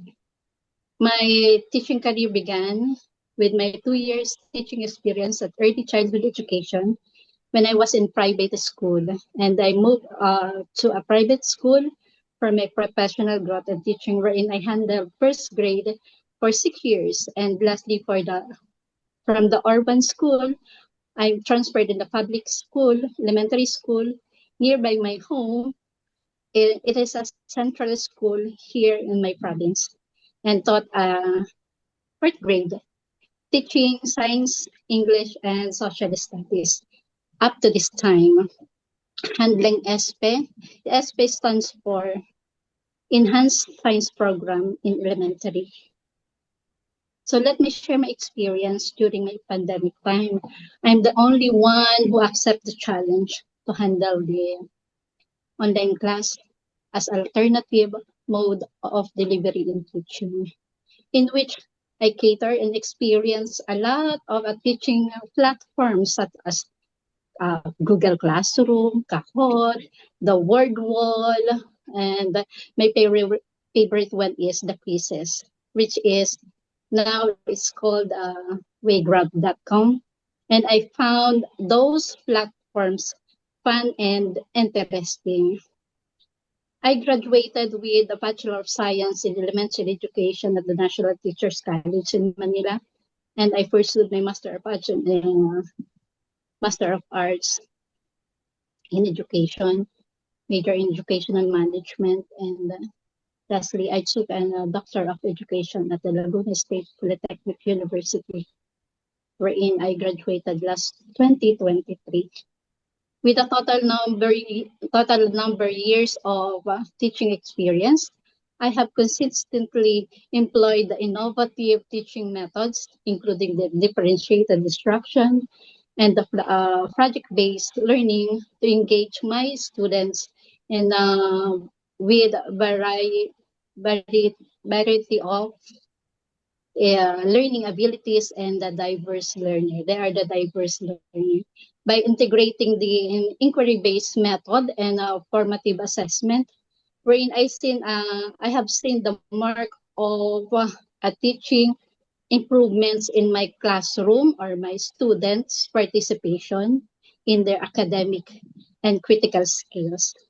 So I'm particularly proud of my success developing individualized learning plan wherein to cater the unique needs of every learners and ensuring that they are not only meet the academics expectation and beyond my qualifications, my passion for education is driven by the commitment and nurturing a positive, collaborative, and inclusive environment. And which I believe that every student has the potential to succeed, and I'm dedicated for making learning both enjoyable and meaningful to all. And that's all. Thank you, Dr. Merlina. You're welcome. You're welcome. Thank you for your introduction and congratulations on your doctorate degree. That's hard to get. So that's cool. That's good that you have it. Shey, do you have any question for us first? For Shey and me or any of us? My question is, how does the professional development work at the school in the US? How does it work? Every school has different PDs, professional development. They have different PD requirements. Every state will be different. So you will be asking, specific things then, because you can say an area in what area. For example, if you're SPED, you say, what are the SPED PDs that are offered? Or if you're asking about orientation, what kind of orientation do you offer? Like a lot of times you are offered orientation about how the school works, how the attendance being taken, how the lunch count being taken, any of these housekeeping things, or how the technology, like the technology coordinator in every school is gonna have orientation with you and to share with you the different apps that are being used for that school. So the answer to that is depends. It depends on what school, because the school itself, usually from the district level, would set the different PDs. And then from then on, we would go. I had been a district administrator and a school administrator. So from the district-wide thing, we will go and inform the building level principals, and then that's who will make sure that those are implemented or those are being taken by the teachers. And here it's in Arkansas, we have a professional growth plan, the PGP. That's the PGP for the teachers are depending on the test, the ESS, that's the teacher evaluation instrument that we use. And we're gonna observe you as principals, and then we're gonna look at the different strengths and weaknesses, and then we'll ask you to pick at least two that you might want to improve on. And then so that way, if you are, for example, if you say, I need to improve on managing classroom behavior, for example. If you have problem, if you have weakness in classroom management. And so I don't remember what that number was. It's under 2E or 2 something, 2B. Anyway, and then maybe using strategies that are interactive where students are involved. That's another one that's very common. So those are the two things that you have PGPs on. And so then you look for under Arkansas Ideas portal. That's different than the ideas I mentioned earlier on special ed. This is Arkansas specific. They will ask you to get the PDs that are online, and you get to do that at home, and you will get a certificate to show how many hours you got on that. And then because I think there's 36 hours that you have to get every year. And a lot of times the schools would ask you to do 30 of them on your own through the portal. And then the other 6 hours or 12 hours will be provided by the school, because that's when they use it for other things. Okay, but a lot of times they'll ask you to do something online. So I hope that answers your question. At least that's Arkansas specific answer. Okay, but the other states, I could not answer that. You'll have to ask them, what does your, I know you can say, I know every states have different requirements on PDs, professional development. What does your state do on professional development? Like what kind of requirements you have, especially for new teachers like myself? You can ask that. So very good question. I like that. So Shey, you have anything to add to that? Yeah, you already mentioned everything. I'm so sorry. I just ran at the bathroom from the Yeah, bathroom. yeah, you're good. So you have you are doing younger kids, sounds like. You said kindergarten and first? Right, Ma'am Vivian? Yes, ma'am. I said Kindergarten first. kindergarten. So you have never done anything above first grade? First grade and fourth grade.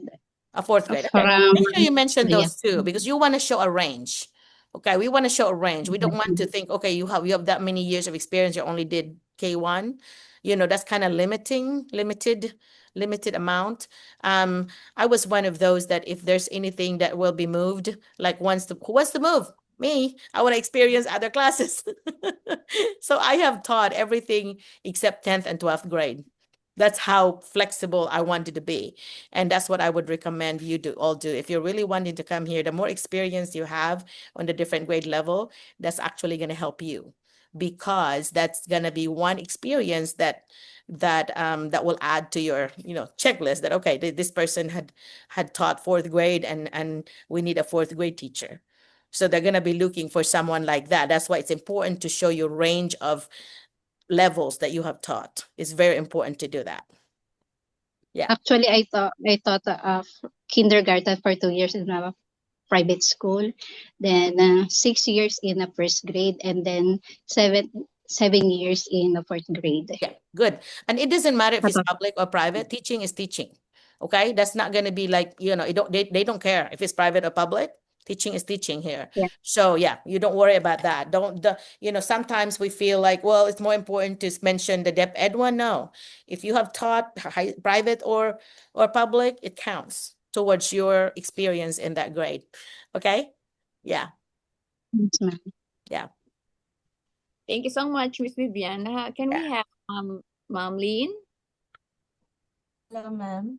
Hello, Ma'am Lynn. Miss Lynn. Hello, ma'am. Good day. Lynn, I have talked to you before, Lynn, right?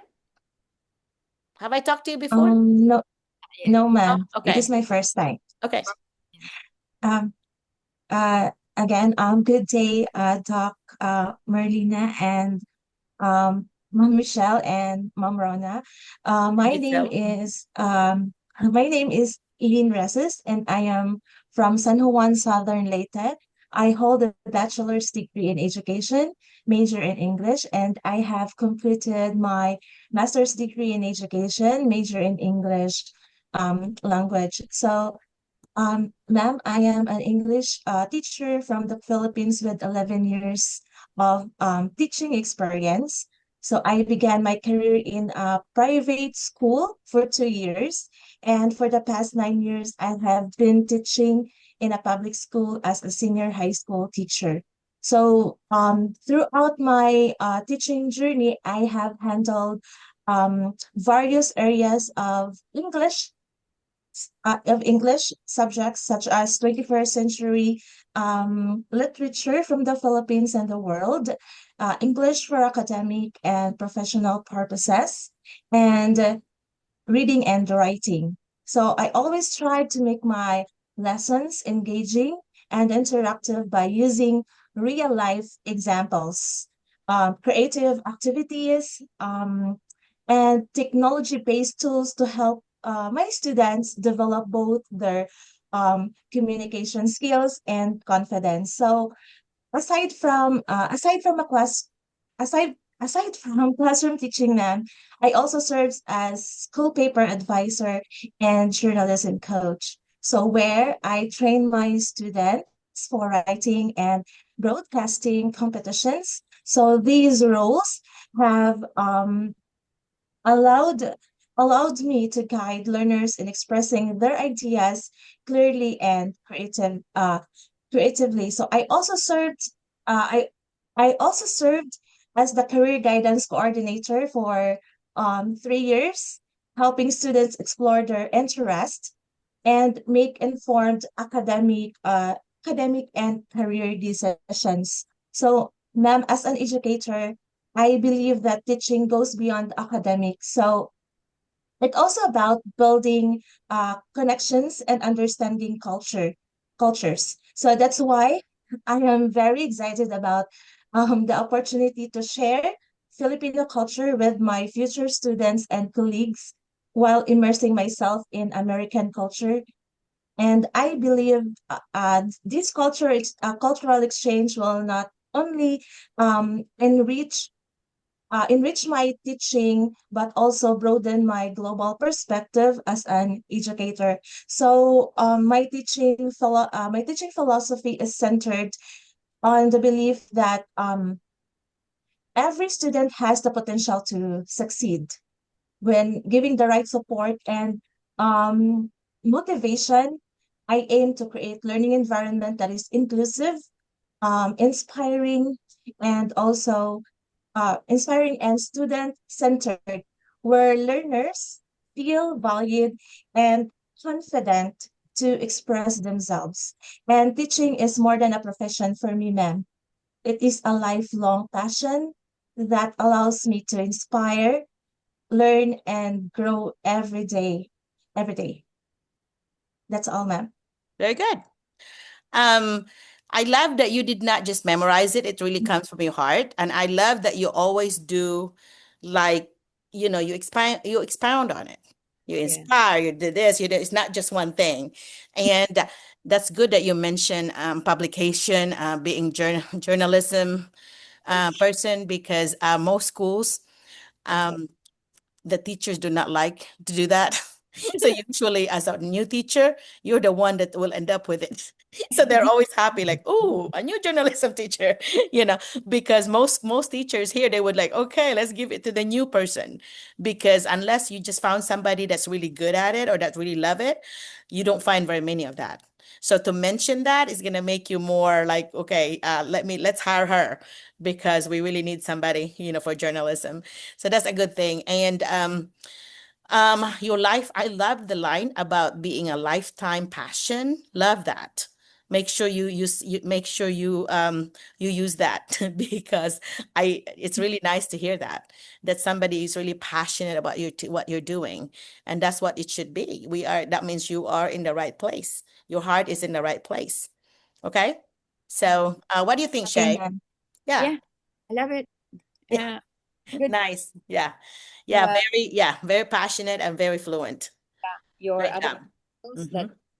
that you can probably a good point for the school, having a journalism and your teaching styles, Mm-hmm. about it. So it's nice. It's Mm-hmm. good Yeah.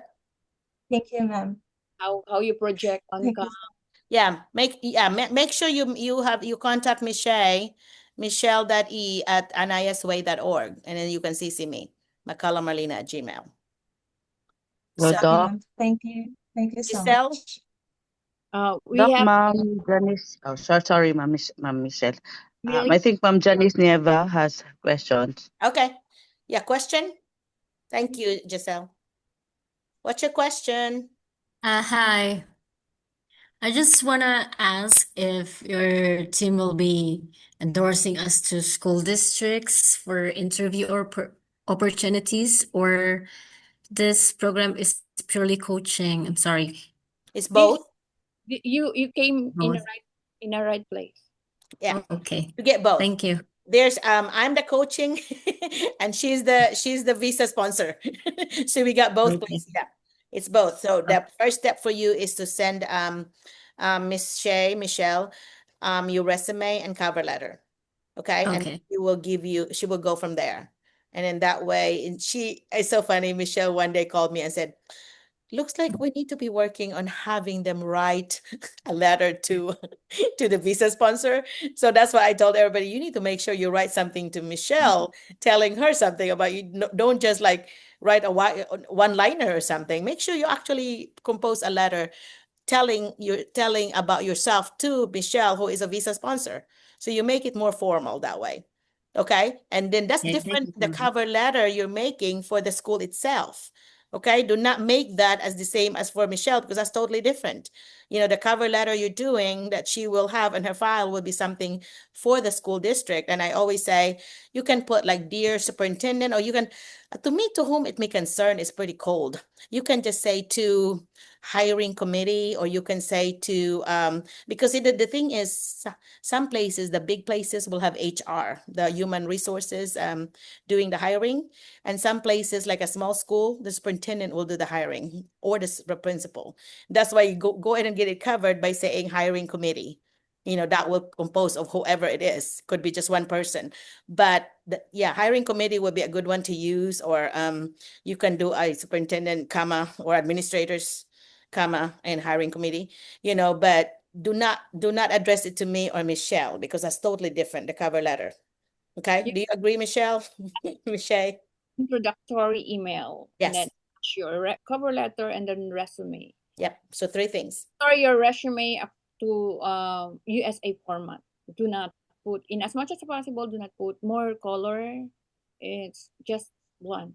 Your credentials and your roles and responsibilities, and in as much as possible, we will modify your resume, include the name of Dr. Merlina on that. Yeah, three references, guys. You need to put three references with the email and the phone number, and in possibility to have two administrators and one colleague.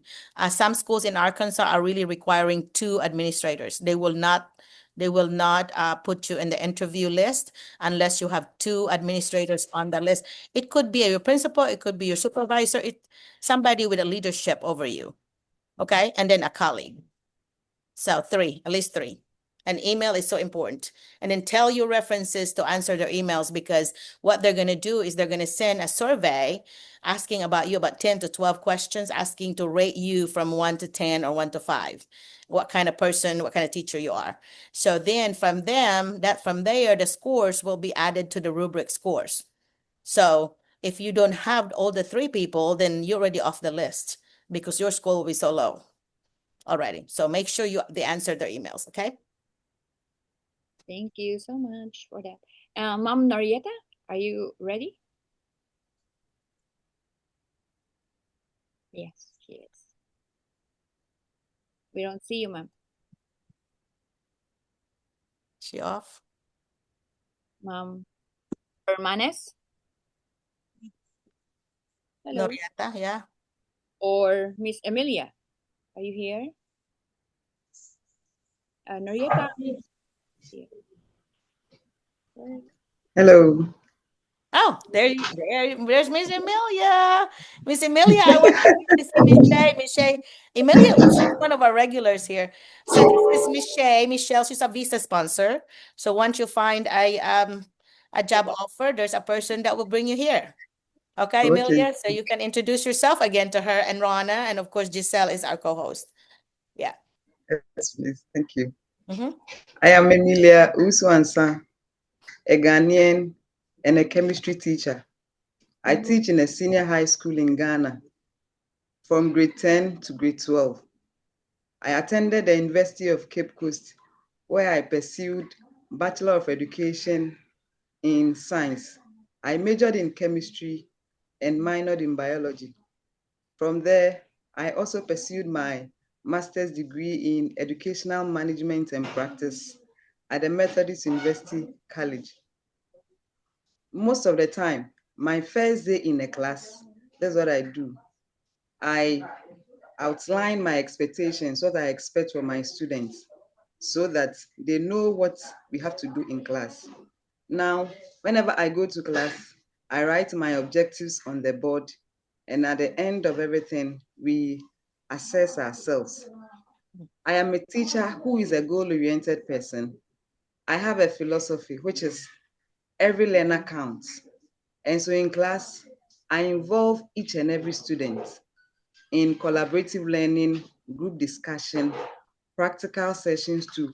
I remember one time we had a practical session in rates of reaction where we wanted to talk about the effect of temperature on a chemical reaction. And then we used hot water and then a tea leaf, and then cold water and tea leaf. And they realized that it is because of the hot water, that is why the tea leaf dissolves faster in the water. So they really appreciated it because they didn't really know why most of the time we heat the water. And apart from that, I have also collaborated with a colleague, and then we have written a chemistry workbook that is from SHS 1 to SHS 2. We are still on the 3, we are not done. I have a growth mindset. I take students on educational trip. Recently, we went to Ghana Atomic Energy, where as a teacher, I have been teaching students mass spectrometer, but because of limited resources in my school and the country at large, I had not seen one myself. But on the educational trip where I took students to go and learn, at the end, I also had the opportunity to see how the mass spectrometer is. I was very, very happy because I took the students there to learn, and me myself, I enjoyed it. I always have an up-to-date journal that I write in my book based on what happens in class. And after every lesson, I reflect on how the lesson went. Sometimes I use exit card, I use the 3-2-1 strategy just to inform me to prepare for my next lesson.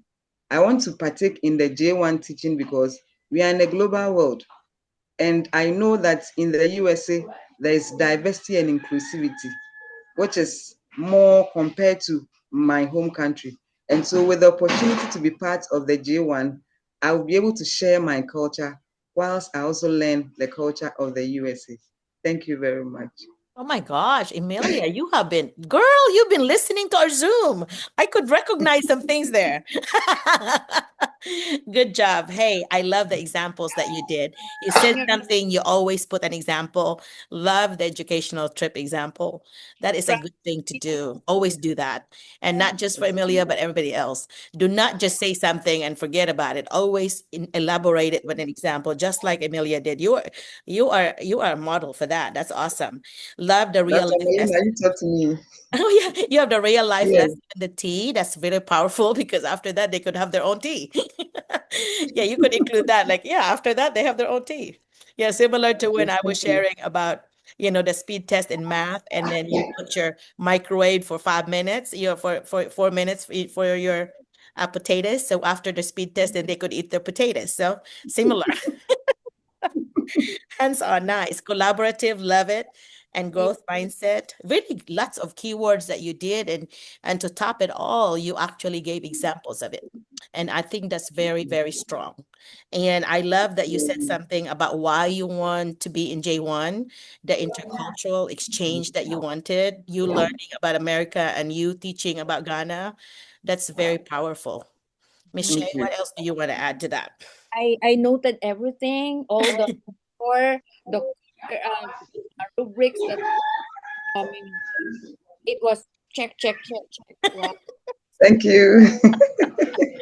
I'm telling you, yeah. She has done the reflection even. She's been doing that National Board Corporate Positions. Reflection on her side, there's a reflection on the impact from the student, Students. Mhm. the collaboration you mentioned about the She did all five core. exactly Yeah. the style, teaching strategies. Mhm. You mentioned that She did all five. Mhm. it will, you know, register as the paper, and then Yeah. every question Yeah. will Yeah. So email. your next step is to email Miss Shea, michelle.e@npsway.org, and CC me.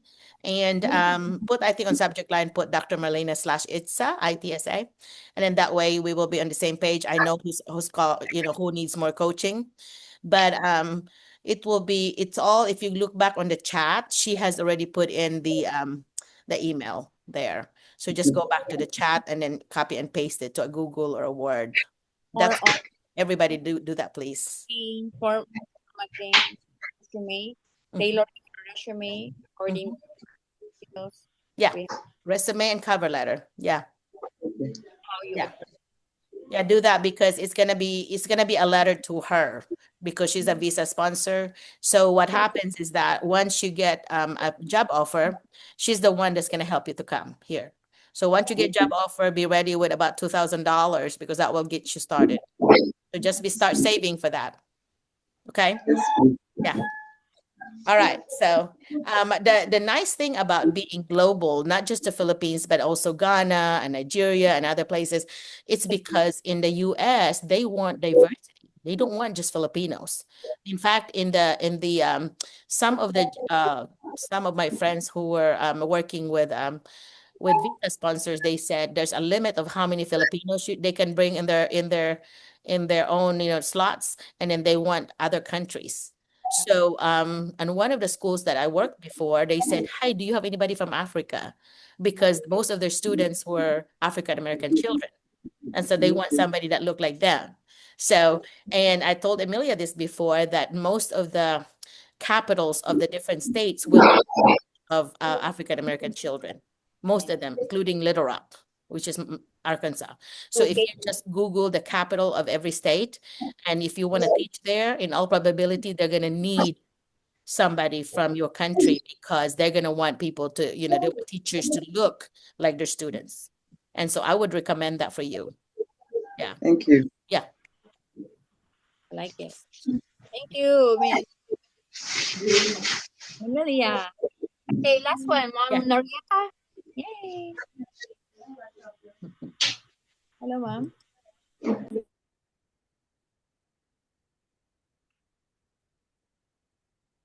You're on mute.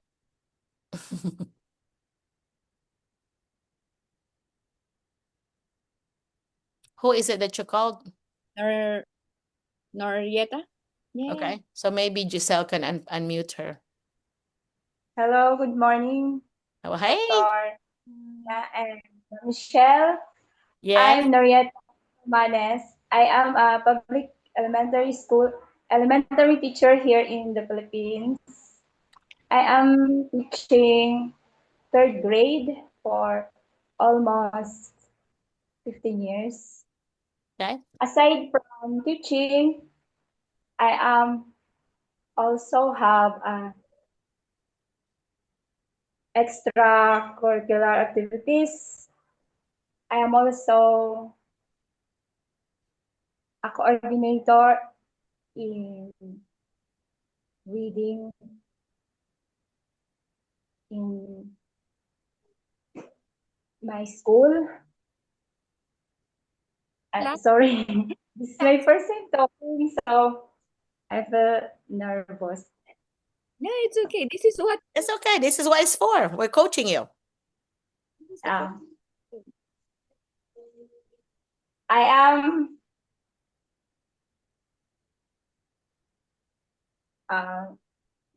Norietta, do me a favor. I want you to pretend that Miss Shey and I are your best friends and you're talking to us. Okay? Be relaxed. Just pretend. Who is your best friend? Who is your best friend? Who is the closest friend to you? What's her name? Ma'am Alice, I am I am very shy talking, especially like this. Anong Tagalog? Tagalog ka or Bisaya? Tagalog ka, Bisaya? I'm from Bicol, ma'am. I am Bicol. Bicolana. You Bicolana. Is Bicolana different than Tagalog? I mean, right? Different language, right? But you understand Tagalog. something. Yes, I Alam mo understand Tagalog, Tagalog. di ba? Yeah. So just think that way and translate it. I remember thinking that way when I first arrived in the US in 87. I had to think in Cebuano and then I translated in my head in English and then I spoke it. So do that. Slow down and just do that. I had to do that because I'm married to an AFAM. But it took me a year and a half to be able to think and dream in English.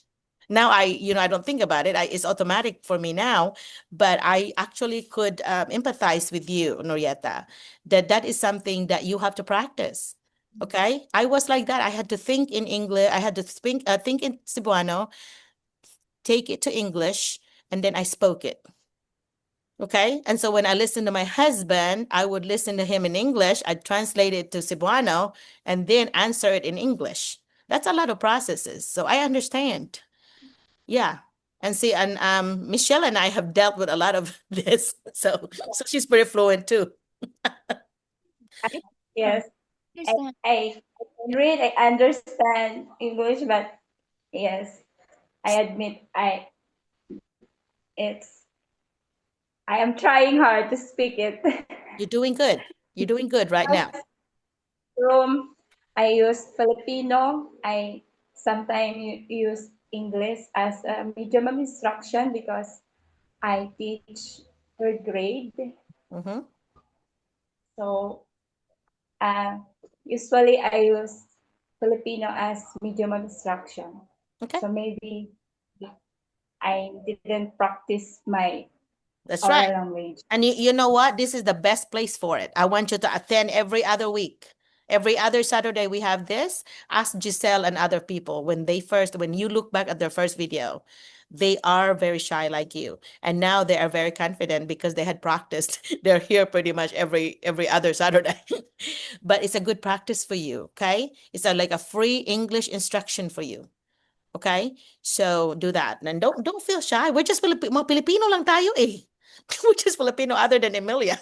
Emilia, we'll try not to exclude you, but I really would like for you to be comfortable. You will not be successful on your interview, Norieta, unless you can talk to us like we are your friends. Okay? You're just gonna be relaxed and just take your time. They're not gonna worry about hurrying you. And just you're speaking English just a while ago and you did well. So keep that up. Okay? All right. Okay. Talk to your mirror. Talk to your mirror. Okay. That's right.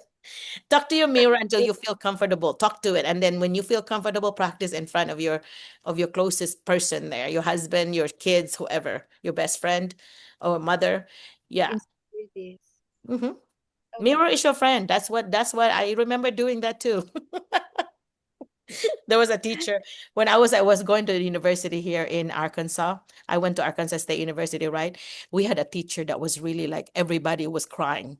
Every time we had to do a practice teach in front of her to do a demonstration, everybody would come to her office and everybody would come out crying. I was not an exception either. I cried too because she would just like, oh my gosh, tear you a Newman, just really, badmouth you. We're not going to do that. Okay. We are going to be your gentle guide, your gentle guide that would like to coach you, Norietta, okay? You can do this, girl. All right, take two. Take two. All right, take Okay, two. take two. Good morning, everyone. I am Norieta Fermanes from Philippines. I am graduated Bachelor and Bachelor of Science in Elementary Education, major in work education. Currently, I am teaching third grade for almost 15 years. Aside from teaching, I have also an extracurricular activities. Like I am a reading coordinator in primary grades, which I plan and activities like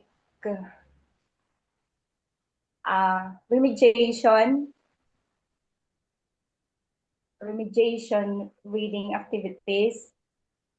I did also summer classes for my struggling readers. Before um I am teaching combination classes because I am assigned in a rural community place, in rural community areas where we are just four teachers. So I handled commun I handled combination classes, grades 3 and 4. So handling combination classes is both rewarding and a bit challenging because I need to prepare different kind of lessons and execute it. My teaching philosophy is I believe that every children deserve an education. And I want to inspire that young little minds inside my classroom by making my classroom a happy place to learn. Thank you. Oh, that's not bad, girl. Everybody, let's give her a hand. Yay. And that's what we need to do with our students in our classroom, guys. We need to encourage them, okay? Um, so you did an amazing job. That was like a take two. And I've done that with my students too. I was like, okay, let's do a take two, let's do a take three, and all that. Just kind of make it more fun for them and not be intimidated because I could really feel that you must be a very shy person, Norietta. But that should not, don't let that stop you because when you came out on that take two, you're like a different girl, different teacher there. It's You really did it. Now you can just, now you put your face in front of us so we could see now. Okay. You had a lot of great things that you said, a lot of things that I love that you mentioned about remediation, and that's a good thing about giving summer school remediation for your struggling classes.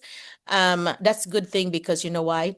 Whenever you get a job here and you have experience with that, they could ask you to be a tutor or to be a remediation teacher. They have tutoring classes at the end of the day. Where are you? I lost you. I'm talking to you, girl. Okay, so they're gonna have tutoring classes, and you know what happens is they pay you. You know, do you know how much the payment here is? It's mostly $40 an hour. You're talking 2,000 pesos an hour is what you get paid as a tutor here for students at the end of the day. That's on top of what you already make as a teacher. That's how expensive it is to have a tutor here. So that's gonna be something that you could do extra money for. Okay. I love that teacher philosophy. You say every child deserve, you don't say every children, you say every child. Okay, don't say children on that one. Every child deserves, yeah, that's what you need to make sure, your child, every child. And like you, I had problems with my past tense and present tense. In fact, I remembered one of the teachers telling me this. So you, if it's already past, you don't say I am, you need to say I was. Okay, so just remember that you need to say, you know, in the past I am teaching, you need to say I was teaching. Okay, or I taught. I taught. Yeah. Yeah, do that because when we are talking fluently like you did, then you're gonna be ignoring the rules sometimes. It's just whatever comes to our head, right? That's very, very normal. Okay, and that's fine. You just need to make a concerted effort to like, okay, you need to make sure that if I'm talking about the past, I need to use the word was, not am, because am is means now, right? So yeah. So you're talking and you say, for example, you said I am graduated. They say I graduated. Okay, I graduated with my bachelor's degree, or I have graduated, but you say I graduated. Don't say I am graduated. Yeah, that's a very simple little mini corrections that when you do that, you'll be just perfect, girl, okay? That's okay. You got lots of good things there, okay? Lots of great meat in your introduction. And I love that you said, aside from this, those are transitional phrases. Those are things that make it powerful even when you speak. As you know, as a reading teacher, writing teacher, we want our students to write transitions and transitional phrases. And you did that as you spoke.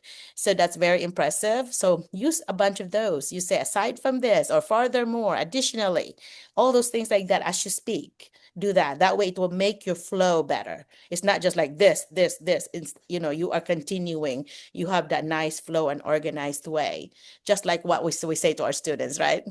Yeah, but I love that one. Aside from that, I did this. So that's a good one.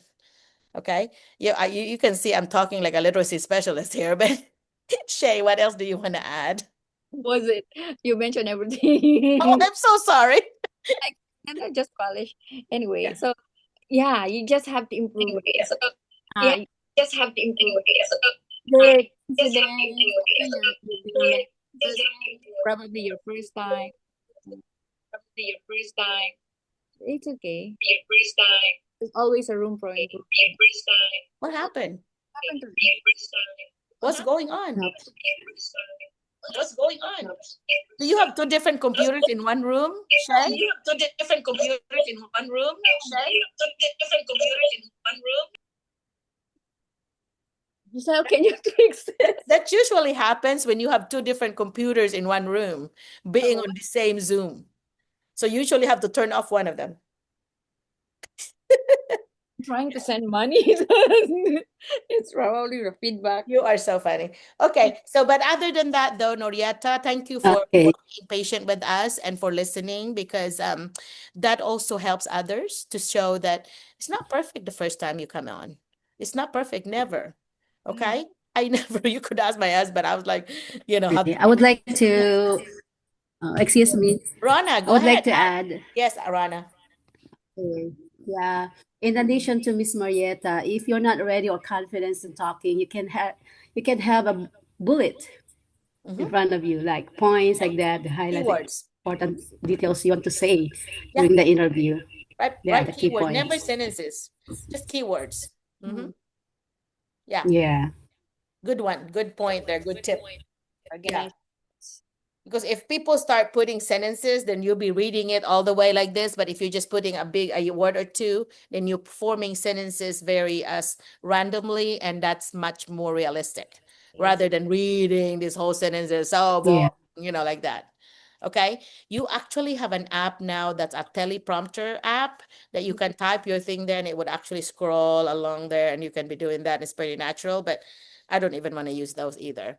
So I'd rather do one word or two words, keywords on my little paper or an index card.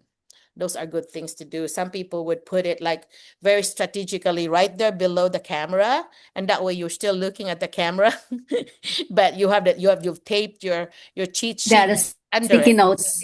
Yeah, your sticky note right there, and then you are looking at Yeah, the the sticky camera, notes. but then you really are doing a cheat sheet there and right below it. That's a good way to do it. Okay. And in addition to that, Doc, as you Huh? always said, be yourself. Be Just be yourself. yourself, but be true to yourself. Be honest, and everything will be okay. This everything follows. Yep, that's right. And and she is the queen of being true to herself. When I one of the interviews that I have attended where she was interviewed, she was crying. They was like she was so emotional. And you know what happened? The HR person there said, "Marlena, I have to hire her. I have to hire her. I have to hire the one that cried because she was really, and very, very complimentary about Giselle's interview because she was very honest and she was very passionate about education that her example made her cry and everybody was wanting to cry. And that's exactly what made him remember of all the people we interviewed that day. She was the first one that he mentioned that I want to hire her. Okay, put her down, put her down. And so Answer, anyway, Erwin. yeah, because some of the administrators here would actually ask me to sit in on interviews. I've done a few of them, and because especially if it's their first time, you kind of like need a hand holding. Like, can you please, be on the interview and for the perspective from the perspective of the candidates, like Giselle, how did you feel when I was there? When you opened the Zoom and here I am with the with the interviewer, what did you feel? How did you feel?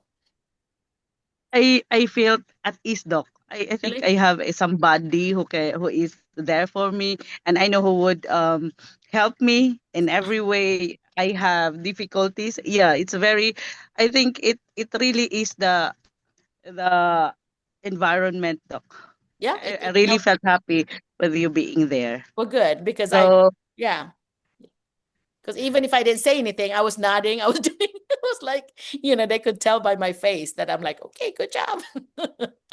But I did, yeah. So if they were something that they had missed, or maybe they said something and that was confusing my friend, that was the HR person, the human resource person, and I would explain, okay, this is what it means in the Philippines, whatever.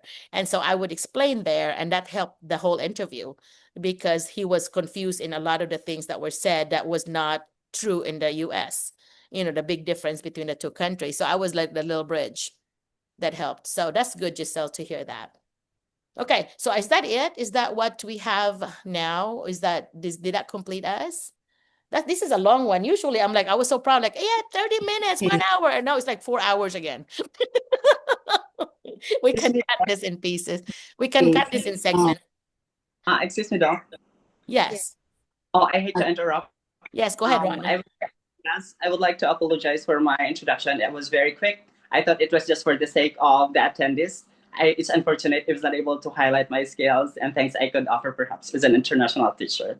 Anyhow, I have a question before we end. This is for Miss Shey. Miss Shey, I am a teacher in the world of academics for over 10 years already, but I could say half of it as teaching secondary and high school. And in fact, my license is secondary also way back in the Philippines. And then half of it is teaching kindergarten. That means to say my recent experiences is kindergarten, young learners, and also my master's program right now is young learners also. And I'm working on my final defense already. Does that mean that despite my recent experiences, which is 5 years, and my postgraduate study, that means still I won't qualify for the J1 program? Since now you will be interviewed by the school, so it's the restriction now of the school if they will accept. I'm sorry. So that means to say everyone has the chance to be interviewed, correct? But what if the sponsor has a partner school that the school itself will sponsor you or pay for everything? We cannot help you on that. But since we are doing self-placement now, so it's the school restriction. And then we will be on your back to help you process. Yeah. If we Thank you. find some schools that have the money, we definitely would partner with them. And a lot of times in the past, when I partnered with them, I had a lot of input. So they actually listened to my input, which is, which was good. Actually Yeah. depends to I've the learned a lot from this meeting, though. Thank you. Yeah. Well, hopefully that is the purpose, is for you to gain something. It's recorded, so pay attention. If you are not part of ITSA yet, ITSA, you can Google it. International Teacher Support in America, and mine is under International Teachers Supporting Each Other. It's my main one that I use all the time. Marlena McCullough is a personal one. I hardly check that out. It's usually for my family. So I still accept people that would ask me there in my personal, but if you want to see the resources for professional, you need to get to the ITSA group, because I always put it there, or the International Educators Supporting Each Other group. I have more than 10,000 members there. And so I even have subscriptions there now. So I put some things that are exclusive for people that are subscribing. So I give them specific resources. But anyway, so I guess we'll need to close up. I have a party, not party, a meeting to go to prepare for a party, Filipino party here. So they start at noon and I have to leave in 30 minutes. So we need to finish up. I really think that this was a very good Zoom, very meaty. Not lots of great folks, very impressive folks here today. By the way, I said in the past that don't say people, because people have been like used as a, like discriminatory way, like you people, say folks instead of people. So I and try to correct myself to say folks. Yeah. So Shay, what do you want to say? And Rana and Giselle, if you want to close us up, or any of you that want to say a last minute note. just for your to start to prepare for your principal interview, you just have to be ready. um, Take notes of all the tips and suggestions that we shared. And good thing you were here, you chose to be here, and we will be here for you as well. Yep, every 2 weeks. Okay. We'll be back on, what is the date today? This is the 1st. So 15. we'll be back on the 15th. Okay. We won't be here next weekend, but we will be on the 15th. So it's always going to be like that every other weekend. Hopefully, Shay and Rana and whoever else will be here always, because it's really, to me, very powerful to have Also, us here. Gay, our manager, to be here, but Yeah, any of you guys. Yeah. And everyone, invite other educators. Okay? Because in fact, I always tell administrators to hire 2 people at one time. That way they can support each other. So if you have a best friend that you would want to also come to the US with you, invite that person, cousin, whoever, because then that will be your extra support when you come here. You're gonna feel the pain together, especially your first month. But I really would like for you to invite others so that they could be hired. Sometimes they are hired at 2 different schools, but they could live at the same place because maybe the drive is closer. Like my next school for me is like 10 minutes from here. So somebody could be teaching locally and somebody could be driving 10 minutes and still be living in one apartment and share all the costs. So yeah, I encourage you to invite others and tell them about this. Okay. You are not charged for this, but you will be charged by Michelle if you get a job offer. She's the visa sponsor, so she could help you get here. And that's why I love our collaboration, because in the past we have to like look for a visa sponsors. Now we have a built-in visa sponsor that could answer your question right here. And that's a very unique opportunity. So thank you, Michelle. Thank you, Rana. And also thank you, Giselle, for being a co-host. Yeah. Mhm. I need, we really prioritize you for that position, because you're a pride to visa sponsor and as well as to Dr. Marlena. So make Yep. sure Putting we our name out there, so you have to be good. we make sure that we put the best Yeah. school Yeah. that Yeah. I'm putting my name out there. When I recommend somebody, I believe in you. So those folks like Giselle had been here. This is your 3rd year, I think, attending. She had a baby at one time, so but she kept attending. But anyway, all right. So that's our hope, that remember the 5 core propositions: knowledge of students, knowledge of content, assessment, reflection, and collaboration. Make that your guide as you answer questions from interviewers. Okay. sorry, the next time we will Mhm. introduce that. Okay. And our next Zoom meeting.